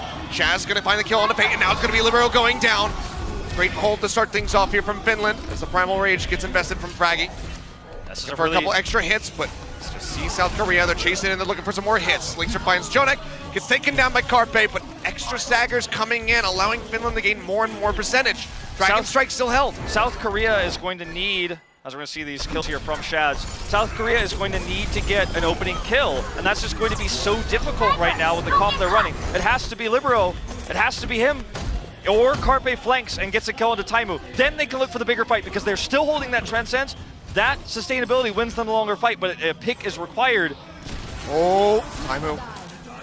Honestly, a rare miss from him. Doesn't find it, and yes, Shaz gonna get taken down as he's at 99% of that Transcendence. Big opening there for Carpe, and now Big Goose is gone. There's no supports here for Finland as they try to maintain control, and now it's no main tank. The D.Va getting burned down will also be eliminated. So a flip coming back through right as they exceed the percentage established by South Korea. And look at the ultimates, it's a big six as they get this flip. 89% for Finland. They need to invest everything. They need to get this flip immediately. And they're going to have to use probably Transcends to get onto the point. And if anyone dies on the approach, it might just be lights out. Here's such Libero. An efficient take. It's going to be Carpe throwing up the Infra Sight just to spot them all as they try to push forward. Fraggy falling low. That's going to be the Pulse Bomb out, and Big Goose goes down. Libero pushing forward. It's into OT. Taimu finds one, gets rid of that enemy Tracer. Carpe looking for some shots there on a Zappis. Taimu now going to be eliminated. Meko comes up with a kill. Carpe charges forward. He's looking for somebody. It's going to have to be the D.Va, who's alone in onto the point, trying to get that flip. Zappis slows down the self-destruct. Rights around the corner, makes it back into the back, and Fraggy gets rid of Carpe at the same time. Join, however, from the side of Fate, jumps over with Meko, just trying to burn through the tanks here on Finland as Zappis falls out of the back. Linkser gets rid of Jonek, his swap over onto the Tracer, nearly has a pulse bomb ready to go, but he's going to need a massive one. Looks like if he turns this one around. Linkser's still in onto the point. There's so many people here. Taimu gets rid of Arc, Fraggy rejoins, Pulse Bomb comes out, Meko throws down the self-destruct, but he's gonna get taken out. He can't make it back in, the flip comes through. Now Fate joins in, they're moving up. Finland, can they pull this off? He should probably not have jumped in there because now he's respawning and Finland's about to finish this map. Now he's dead. He's gonna have a Fraggy's getting poked out. If he waited. Tags in, but now he's gonna go down. That's a massive stagger. Jonek shredded. We'll get the shielding back in as he tries to stay alive. Libero goes forward, forces out the recall. Arc up into the air. He's trying to stay in this, trying to keep it contested. Primal's out. Primal Rage out, jump into the back, Shaz left on. Here we go. go. Primal Rage, he's trying to stay alive. Primal's gonna expire. Taimu goes down. Zappis knocked out of the mech. will get burned down as Arc finds the kill. They're looking for the flip, but I think they might find it. South Korea grinding away to the bitter end, but it seems like they're going to be able to get it. The foot comes through, the OT plummets, and South Korea, in front of their home crowd, will be able to close out the game here. Finland, they get so damn close, they deliver not one, but 2 losses over to the side of the South Korean squad. History was made tonight by Team Finland. They took those 2 maps, and they were so close to being the first team to ever defeat South Korea in a group stage of the Overwatch World Cup. But it's not going to happen tonight. They are able to buy enough time. Fate was in so much trouble when he died there at 99%, didn't have the primal. He needed his teammates to buy time. He needed to come back out of the point, pop that primal, and force a longer fight. Team Finland, I think, could be very happy with what they achieved tonight, and this has by far been our best series of the Incheon group stage. It doesn't get much better than this. And now, South Korea with this monumental win, you can see the frustration on Taimu's face. They move forward, very likely to solidify their position in first place in the group. Not tonight, but as they move forward in the group. This was their toughest opponent, and they were able to pull out the W. But now it's really going to be about Russia. They're going to be the X factor in all of this. If they can take down Finland or South Korea, then they set themselves up to be that first or second place squad moving forward. It would take a massive upset, really, for them to lose at that point. So they're still in this. They're going to have the first place spot to start things off here on day 1. For how long they're going to hold it, we don't know. We're going to find that out tomorrow. But guys, we are standing by with Malik on stage. He's got another interview prepared for us. Thank you very much, guys. Arc, never in Overwatch World Cup history has Team South Korea ever lost a match. You guys came very close, though, just now against Team Finland. What do you think that they did that made that match so close? I think, we knew that they were gonna do really great, but we didn't expect it that much. I think we thought that we were gonna win 3-2 or 3-1, but it's gonna be going smoothly than like this. So I was so nervous about it after fourth match actually. Right. Have you calmed down a little bit? Your heart's probably beating real fast. Let me feel it. Oh, it's racing. Oh my goodness. All right, so you guys were the first team here at World Cup that we've seen implement Wrecking Ball into the strategy. What is it about Wrecking Ball that you guys feel really benefits your team's playstyle? I think one of the factors is that actually NX still is the team that really doesn't help the Winston, I would say. So I think Fate, because Fate was in the team that really helps Winston a lot. We were having a concern about what should we do because I cannot carry everyone at the same time. So so we were wondering about what should we do then. And one of the things that was really good is that Wrecking Ball can get all the attention and can be alive. So it was feeling all really good, I think. Right, it was very inspiring to watch. I think that's how I think Wrecking Ball should be implemented in my comp games. I'm going to try to steal that. I'm not going to lie. All right, so you guys have won 2 World Cups. You're going for your 3rd, but you've never been able to perform in front of your home crowd here. So I want to give you a chance to say something to your home crowd in Korean. Still feel free. I'm giving you the floor to say something to these guys. Yeah.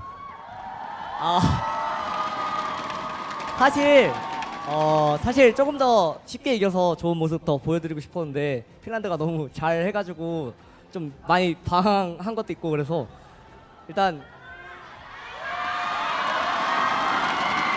그래도 이제 계속 이기는 모습 보여드리고 최대한 이제 전승 계속 유지할 수 있도록 내년까지 이어갈 수 있게 최선을 다하겠습니다. Yeah, what he said. But anyways, thank you so much, Art. Congratulations on that hard-fought victory. And with that, we're going to go ahead and toss it on back to the casters to break down the match. Take it away, guys.